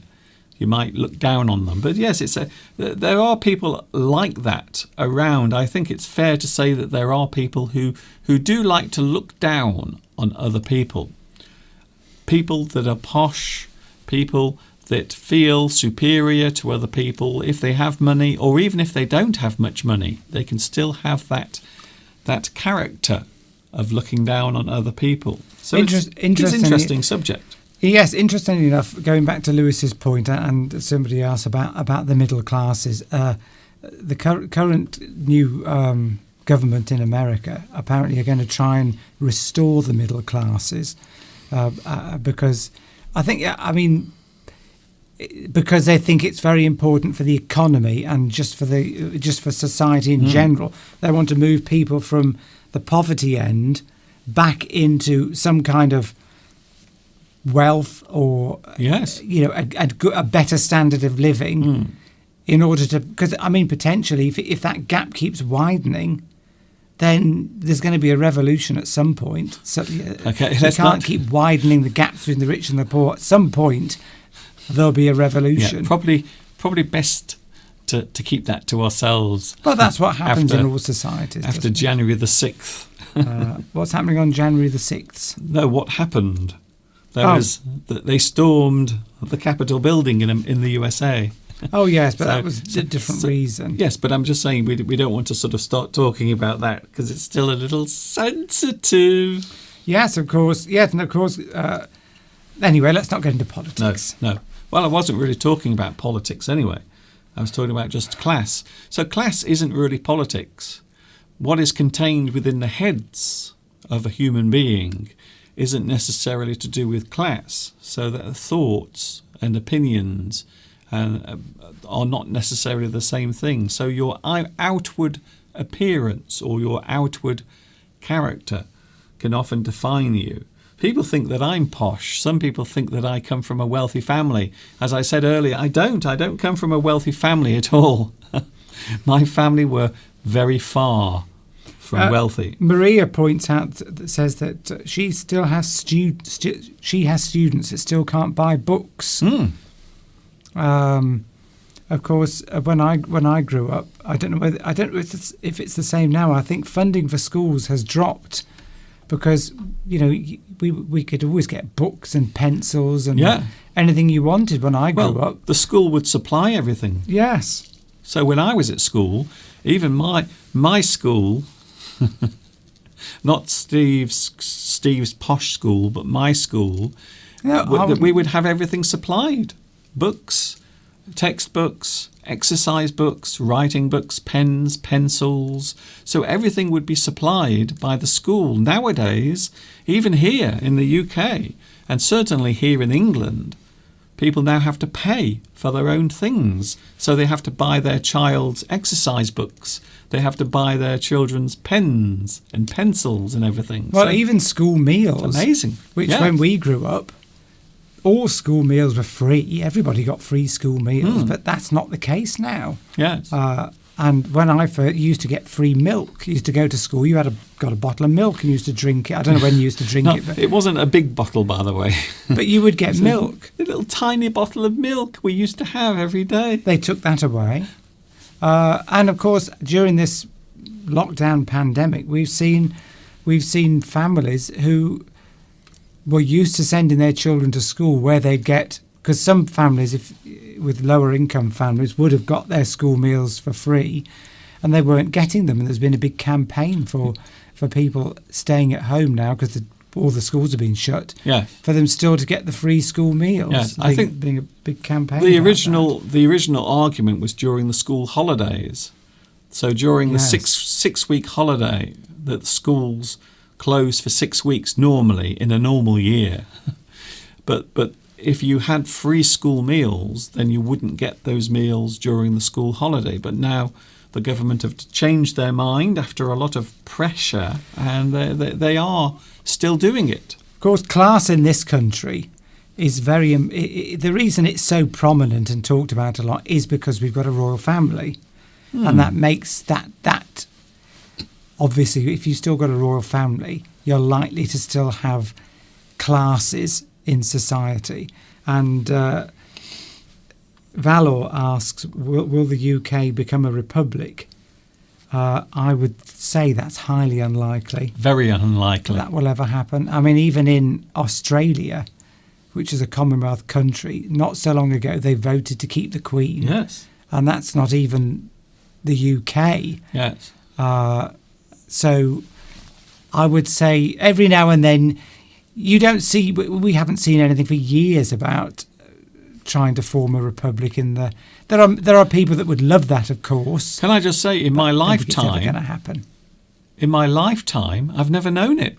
I've never heard anyone ever talk about having some sort of uprising here and getting rid of the monarchy. So I've never actually even heard of it. The only thing people often talk about is the next in line.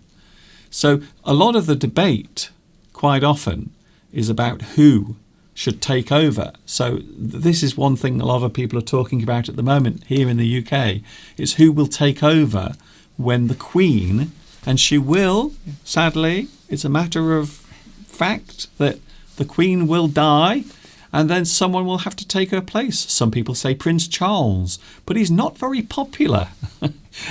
I've never quite understood why Prince Charles isn't popular, but he does have some rather unusual and, might I say, controversial views about certain things. So, yeah, so that's it. So there is always, I think, having the monarchy gives us something to look up to. And that's why Australia still loves the royal family. The UK royal family is still loved in Australia. It's very strange, even though thousands of miles away and no real connection anymore because they are independent, but still they are part of what we call the Commonwealth. It's interesting. Yes, I mean, you do get... The thing with the royal family in this country is they have adapted. You've got to hand it to them. They've adapted in order to remain popular. So they've become more approachable. I mean, if you go back 50 years or more, the royal family were very remote.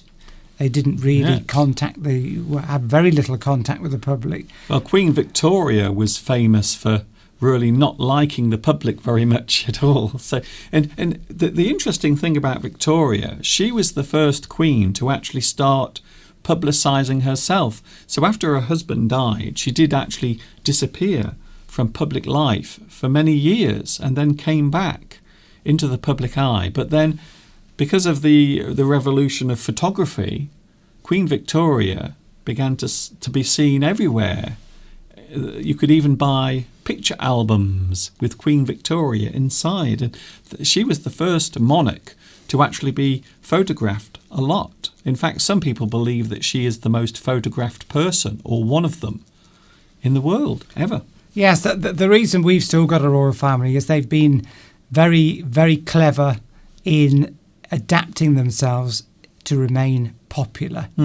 But of course, when there are occasions when people think the royal family are overstepping the mark and becoming irrelevant, like when Princess Diana died, there were calls then to abolish the monarchy. There were at the time because they didn't think that the royal family responded in the right way to that, and they had to adapt and change after that in order to remain relevant. And as long as they can remain relevant, I think we'll always have them. That's it.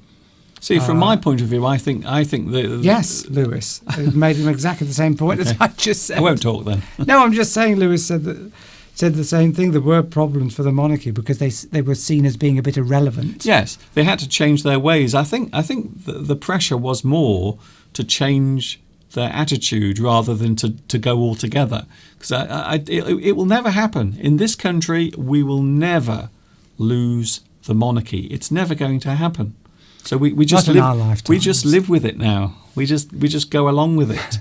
And of course, there are certain countries around the world where you are not allowed to even say something bad about the monarchy. So if you have a king of your country, you can't even say bad things about them. You will go to prison.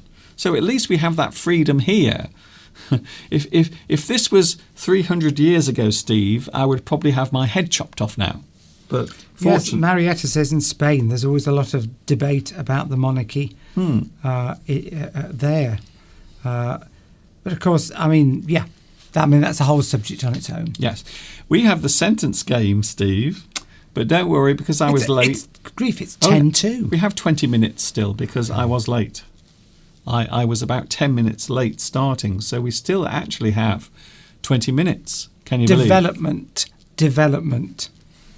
Amritha asks, how do you pronounce that word? It's development. I thought you were just shouting out random words. Development. Something forms.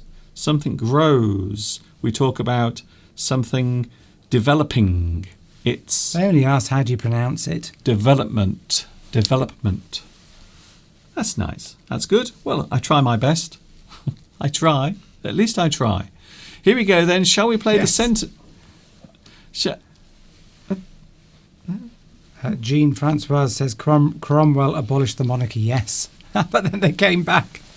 I'm putting my posh hat on again. Yes. He didn't go away for very long. The monarchy did disappear for a short time. So what are we doing now, Mr. Duncan? What is it called? The sentence game? Yes. I'm sure you can think of some sentences. Is it to do with posh words today, Mr. Duncan? Is there a theme? There is not. Oh.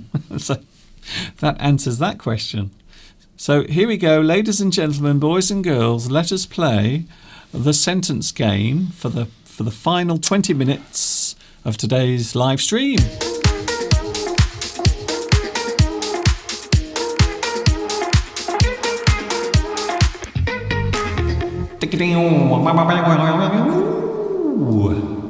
Very nice.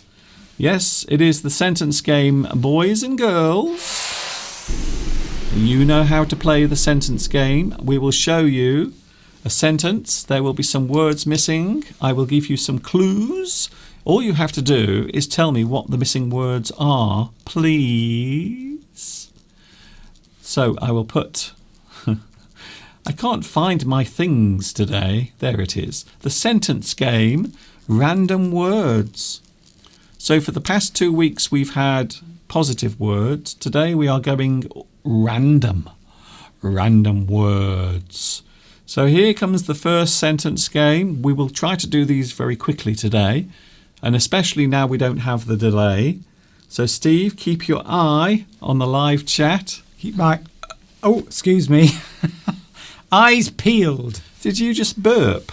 I think I did. A little bit of wind trying to come up there, Mr. Duncan. Yes, I can It's my stomach problem. I can smell it. It smells like meatballs. It's as bad as your breath. It smells like meatballs. I bet you haven't eaten anything today, have you, Mr. Duncan?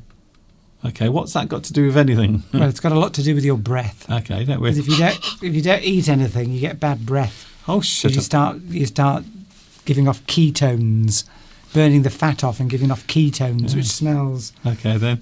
That's great. Yes. Burp.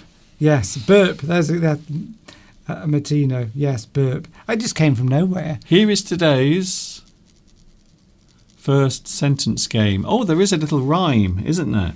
Pardon me for being so rude. It was not me, it was my food. It just popped up to say hello, and now it's gone back down below. Oh. Very good, Mr. Duncan. Okay, today's first sentence game is now on your screen. I can something, you, my something, are something. Is it rude, Mr. Duncan? No. Why would it be rude? It could be. What are you saying?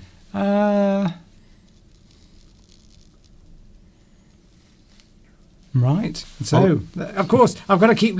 Last week, I forgot to look at the live chat. Yes. Keep because looking. I was expecting the 15-second delay, but you have eliminated that. Well, it used to be 30. So we used to have a 30-second delay. But now it's only a few seconds. It's about 5 or 6. So everyone is going to start answering right now, you see. Hershid has come up with a word already. Hello, Hershid. Oh, very good. Number 1, assist. Except it isn't. Oh. Right, okay. Oh, Hershid. Interesting. Yes. I must say, Hershid, you are very good at the sentence game. You are certainly good at guessing anyway. Yes, that's good. You've taken part and you come up with a couple of words. Whether any of them are right, I'm not sure because I don't see this. Hello to Miss Alina. Hello, Miss Alina. Nice to see you here today. Also, Daisy Cow. Hello, Daisy. Daisy Cow. I didn't see you here today. A big moo to you.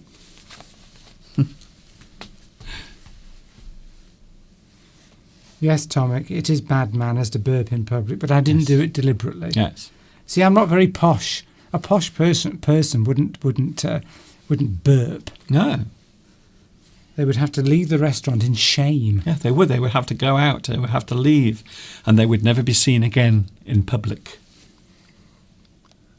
Hello to Sanjar. Well, Daisy Cow's doing very well. Daisy Cow is the first person to get, I would say, 2 of the words correct.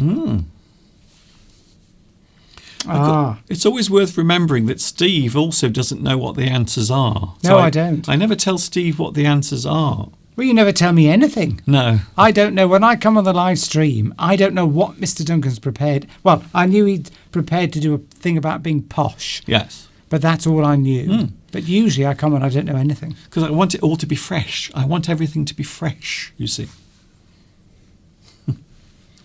So your mother wasn't too keen on you because when you met me, your accent became posher, didn't it? A little Mr. bit. Duncan. Just a little. So when I met you, I'd never say your accent was bad. Not bad is the wrong word. I'd never say it was, you know, you didn't have a strong accent when I met you. No. But I don't think your mother liked it. No, my accent is sort of Staffordshire.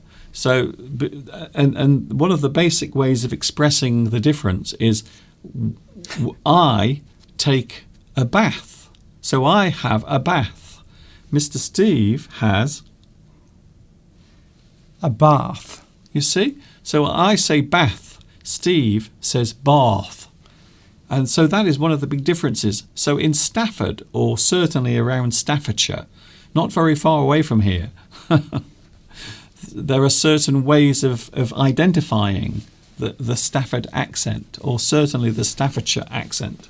I think so. Yeah, if you say bath instead of bath, people would definitely say you're posh. Yes. Can you think of any other examples, Mr. Duncan? Well, anything with the letter A in the middle. And you pronounce it A-R instead of A. Path, you see? Yes. Path. I walked up the path. I walked up the path. When I went to school, because I said things like that, I was accused of being posh. Oh, can I say hello, Vitas? Vitas. It looks as if Vitas may have the answer, and also... Vittoria was the first, I think. Excuse me. Bless you. I think Vittoria was the first. Oh yes, Vittoria. Yes. Well, see, the thing is, we lost concentration again on the live chat. The live chat keeps going all the time, and sometimes we get distracted. See, Hershey came up with one that was right. That gave Daisy Cow. Well, Daisy Cow came up with 2 as well. And then the third one, Vittoria, has completed the sentence. So, right, Vitas, yes, has come up with a word. It's actually 11 letters, I think. 1, 2, 3, 4, 5. Yes, horrendous is 11, not 10, unfortunately. And it's not the right word, but I will show you what the answer is. We've got some answers coming through now because we're coming up to 4 o'clock, even though we do have about another 12 minutes because we haven't actually. I didn't start on time today, that's why. So here we go. Mr. Cockerel, would you like to see my cockerel? It's about to spring up in front of you right now. Yeah, that's what an awful thing to do. What? See, if I don't like that, you see, I don't like the cockerel. See, I would have thought on your estate that you would be surrounded by cocks everywhere. God, you common person. Don't you ever Mr. get Duncan. woken up in the morning? Don't you ever get woken up in the morning by a cock? See, I don't like all this sort of low-brow talk, Mr. Duncan. Low-brow? What are you on about? Low-brow. A cockerel? Yes. I'm just talking about... But I know what you're doing. You're trying to chickens. Put in a double entendre there, I'm not. Mr. Duncan. No, that's you. That's your dirty mind. No, it isn't. It was you know clean. Exactly what you're doing, and it's beneath you, Mr. Duncan. It isn't. Beneath you. I'm not doing anything rude. You should rise It's above that kind of bawdy humour. Okay. That wasn't the word you intended to use, was it? You were thinking there. So here is the answer to today's first sentence game. It seems like a long time since we started this one. The answer Faster. The answer is bing. You see? I can assure you. If you assure someone, I can assure you my intentions are honourable. You see? I can assure you my intentions are honourable. So this sounds like something you would say in your Lord Steve voice. It's a phrase that you use. You wouldn't use it in common everyday English, really. But if you were perhaps a woman, perhaps you were a man was trying to chat up a woman, and she thought that you only wanted to talk to her because you wanted sex, shall we say? Okay. You might say, no, I can assure you my intentions are honourable. I wish to marry you. This is the man that described me as rude and disgusting. That's not rude, it's just a word. It's Anyway. an English word. Yes. I assure you my intentions are honourable is a sentence you would use towards somebody, usually a man towards a woman, to imply that he didn't want to chat her up and take her to bed. Or anything, of course. Anything. So maybe if you meet a stranger and maybe you feel a little uncomfortable with them, they might say, I can assure you my intentions are honourable. It means it's okay.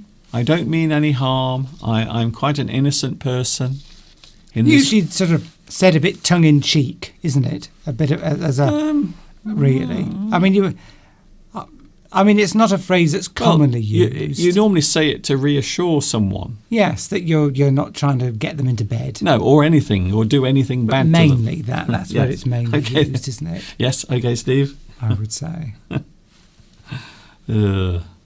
Shall we have another sentence game?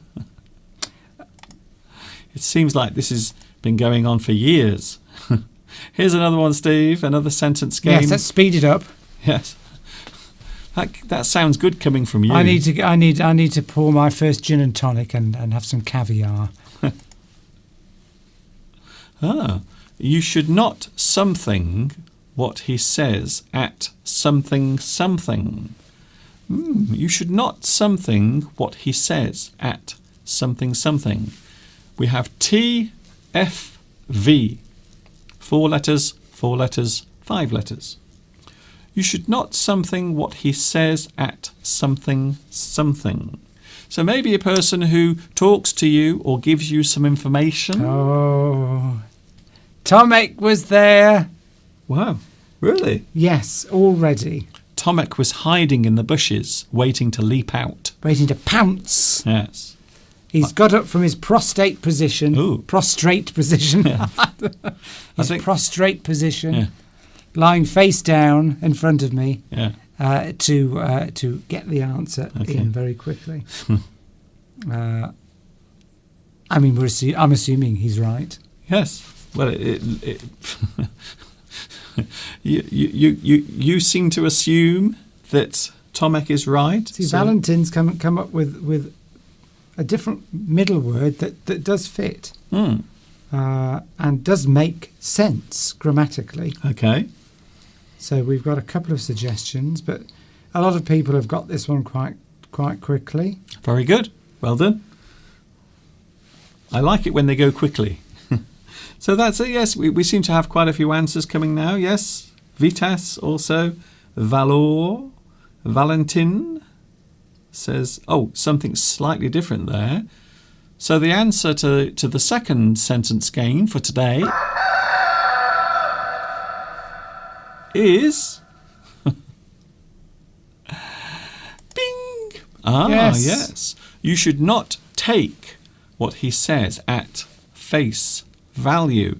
Now, this is an interesting phrase, actually. So if something is taken, if something is seen at face value, it means you are looking at it and you are assuming everything from its appearance or how it appears to be. So maybe something that has been said, you can take at face value. And I know you can't see what people say, but yes, face value, the words that they use to express themselves or say something, you don't have to take it at face value, which means don't believe it.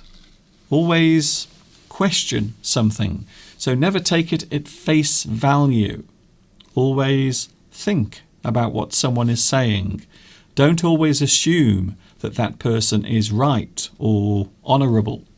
Yeah, somebody might say something to you and it offends you, but then somebody who heard that might say, "Oh, I don't think they mean that. Don't take what they say at face value." That's it. So the intention isn't exactly how it sounds, and you might offend somebody. They say, why'd you say that to me? That's not very nice. And you might say, don't take me at face value. I don't mean it exactly like that. Yes.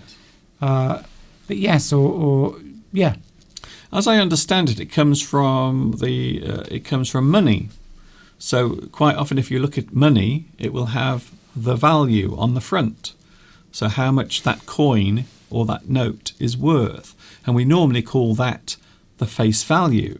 So when you look at a coin or maybe some paper money, you will see the amount that is worth.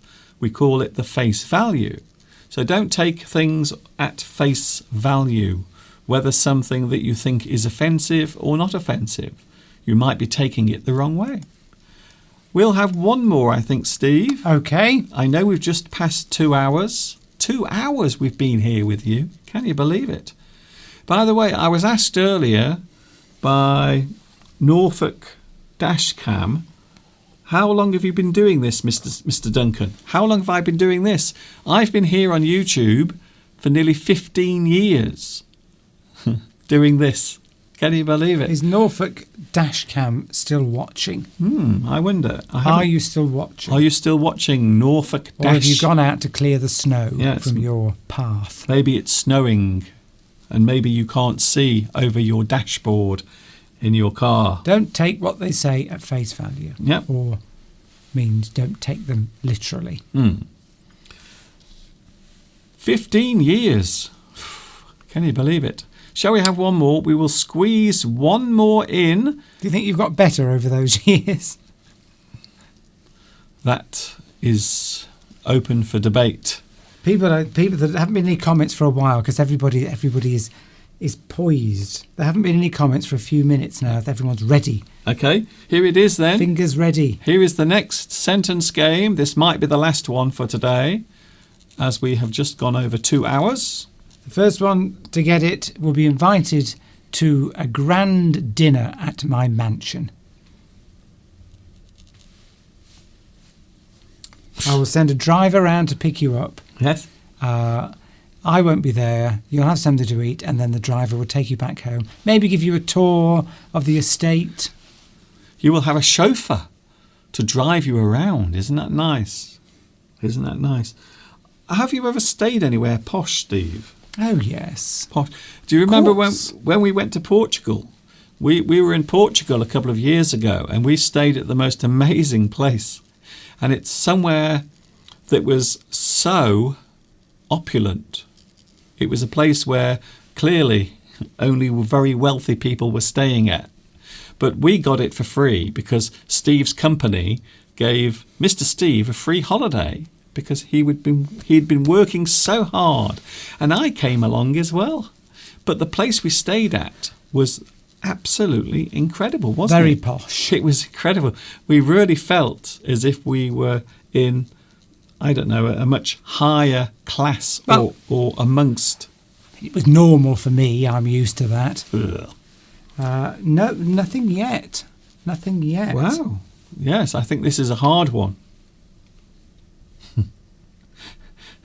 As the actress said to the bishop. Interesting. Yes. Yes, I think this is hard, actually. I think this is not easy. So this is the final one, and it's also not very easy to solve. Maybe a clue. Hasten things along so we can get the tea cake. Well, you might describe Mr. Steve as one of these people. So Mr. Steve is often described as this type of person. I know there are many words you are thinking about at the moment. There are many words you can use to describe this chap. Valentin's had a go. Well done for having a go. Not sure it's right because it doesn't quite fit grammatically. Yes. So if someone is very fussy, if someone likes things done in a certain way, Mr. Steve is that person. You might describe him as that type of person. He is a something for the something to be something. Well done, Valentin, for getting 4 words, all with the right number of letters. Unfortunately, I don't think it's correct. None of those. No, none of them are correct. Well, yeah, it's a hard one. This is a hard. I didn't think this was so hard, but even Tomek has gone quiet. You know, Valentin has got 4 words with the right number of letters. Unfortunately, they're not quite right. No, and I can't believe Tomek.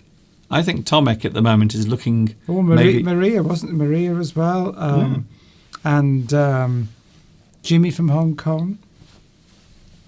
Is Jimmy here today? I haven't seen Jimmy. Jimmy from Hong Kong is here. Yes, that's right. Well, so. Give me a clue, Mr. Duncan, because I don't know what I just have. Is. Have you? Go on, give us a clue again. I've been giving you clues for the last 5 minutes. Well, I haven't been listening. Clearly. I don't think Steve has been listening to me, to be honest. I've been looking at the live chat. You are like this. Mr. Steve is one of these people, or one of those. Are you one of those, Mr. Steve? Tomek says he's having his dinner. Oh, I see. Well, you can't have your dinner while the sentence goes. Well, he probably thought, you see, Tomek's got his dinner ready for 4 o'clock. Yeah. 4 o'clock UK time, thinking that it will be over by now. It's not over, because I was late today. Hello, Amritha. Amritha says, very handsome. Oh, who? Is it you, Mr. Steve, or me, Mr. Duncan? Please say Mr. Duncan. Please say Mr. Duncan. Daisy Cow, I think. I think you might have got a couple of... Daisy Cow. Yes. Daisy Cow. You are... you are on the right track. Daisy Cow. Very good, you see. Because Tomek is busy eating his food. So Daisy Cow has taken over. Very good. Tell us about your dinner, says Alessandra. What are you eating?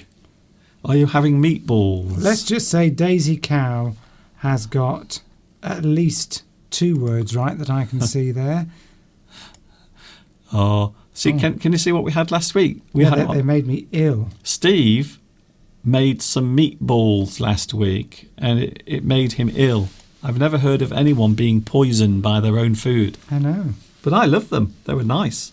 Come on, it can't. Daisy Cow has got how many letters? How many words right? Let me see. It's disappeared. Here we go. Let me have a look.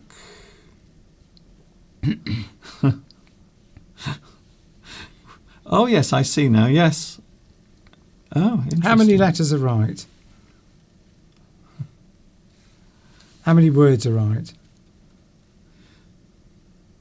The first two are correct. So the first two words are real and stickler. Yes. So stickler is the word that I was using to say that Mr. Steve is like that. You see, Mr. Steve is a stickler for something. It means you like things done in a certain way. You are very fussy how things happen or how they are done.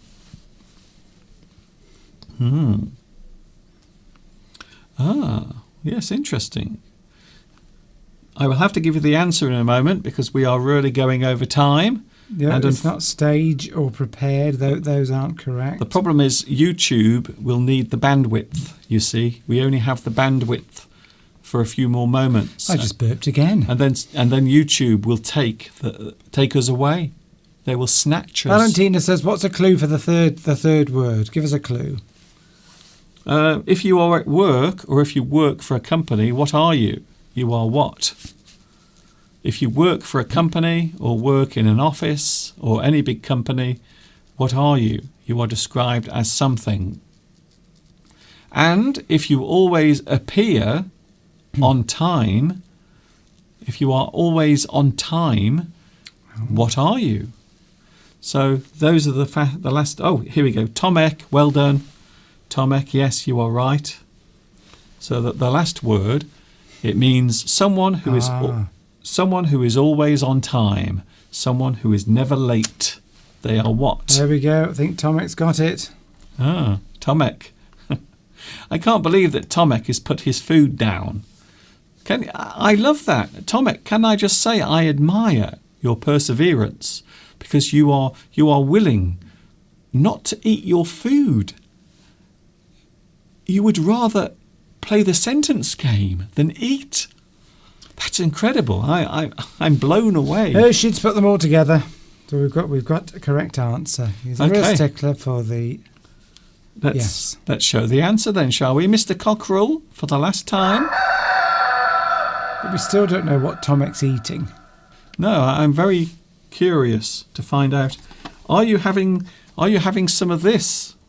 This is Mr. Steve's special sauce that he uses now when he's making his tomato sauce. So maybe something Italian. Apparently this is Italian. It's actually made in Italy, isn't it, this? Have you shown it before? No. I mean, earlier before I came on. No.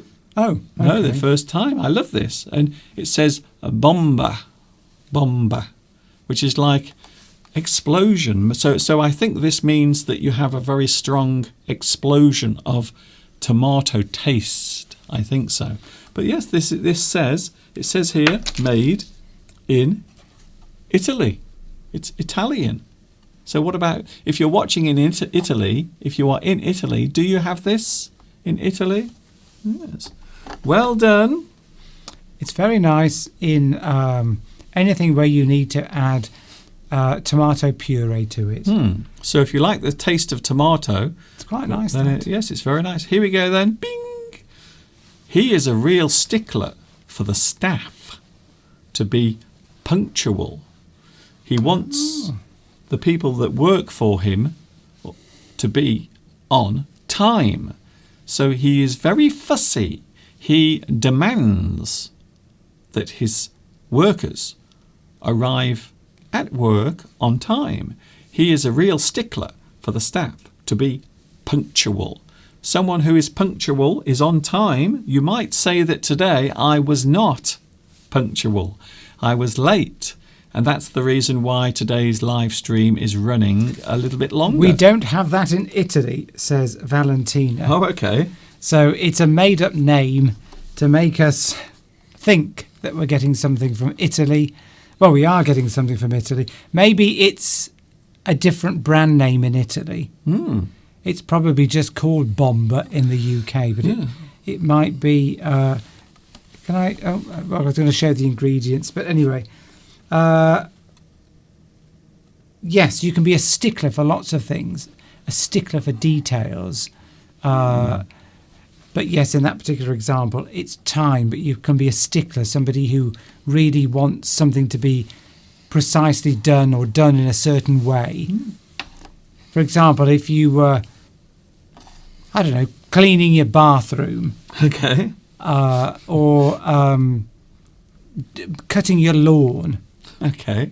You might do it in a certain very precise way every time, and that's how you want to do it. Yes. And somebody might say, oh, he's a stickler for that sort of thing. He likes to have his lawn with nice stripes going down it. But yes, anything that you do the same way every time. That's it. In a precise way without very much variation. Yes. You expect everything around you to be done in a certain way. You are a stickler. Yes, Tomek says there's another good example. You follow the rules and you don't bend them. Yes, you are a stickler. A stickler for the rules. Yes. Yes, that's it. Be careful with the sauce. Yes. Yes, it is. It is paste. It isn't sauce, but you use this to add flavour. You see, you add flavour to food. Tomek's having chicken, potatoes, and green beans. Oh, so now we know. Chicken. I like a little bit of chicken. That would be good for my stomach. What? Not too spicy, just fairly. I don't want to use the word bland. Bland. We have some bland food tonight. We do. Yes, we have Mr. Steve the other night because he's so worried now about his stomach. Last week he had constipation. This week he's got stomach ache. What will it be next week? Who knows? Hopefully it will be... What will be wrong with me next week that Mr. Duncan can broadcast to the entire world? Yes. Do you have any other medical problems we can talk about next week? Tune in next Sunday. And of course, don't forget, join us tomorrow because I am with you tomorrow, live from 2 p.m. UK time, tomorrow, Monday, with the continuation of 28 days of February. So yes, I will be back with you tomorrow. Can you believe it? Somebody from... We've never had anybody from Smolensk on today. Hello. Hello, a big privet to Smolensk. Isn't that a type of bush in the UK? Privet. I'm joking. Privet is hello in Russian. I didn't know that. It's also, that same pronunciation is a bush. Yes. That people use to put as a border around their gardens. Yes, a type of bush. So I don't want to offend you, but No. that's English. Yes, it certainly is.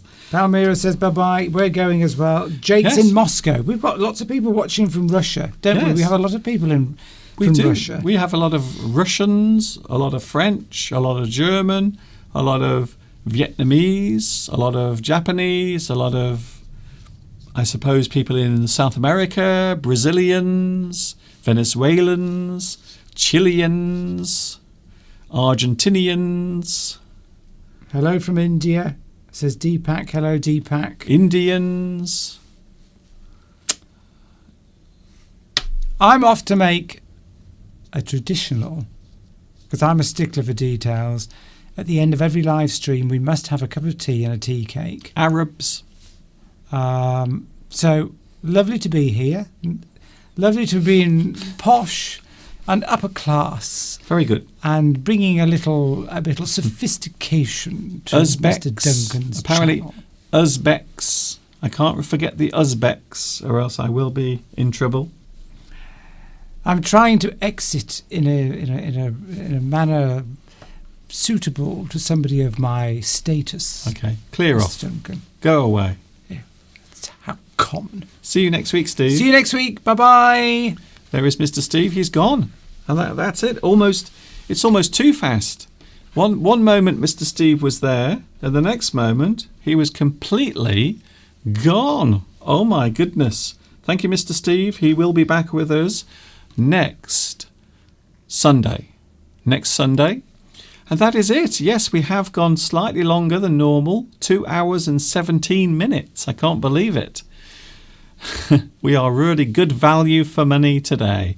By the way, talking of which, if you want to send a donation, you are more than welcome to do so. You can send your donations here, which will allow my work to continue forever and ever and ever. Right here on YouTube. Everything I do for free. It costs nothing.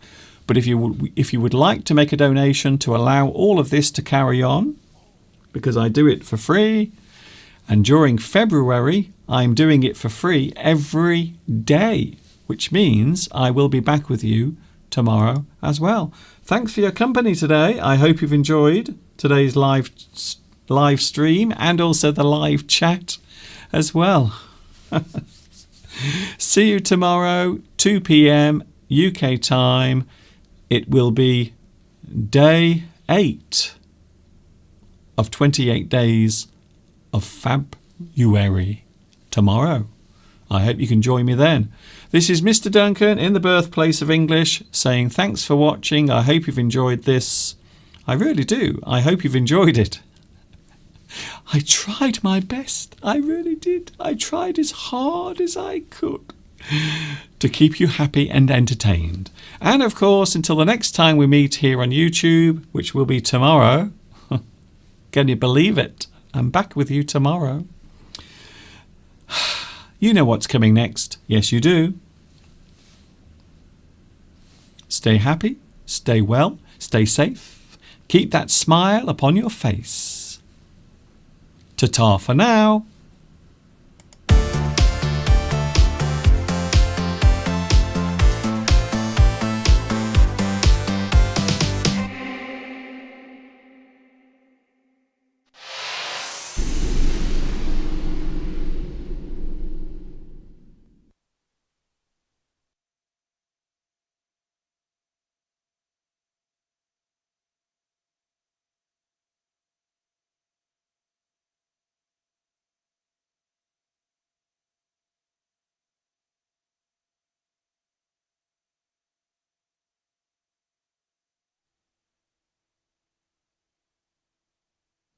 Fancy pants.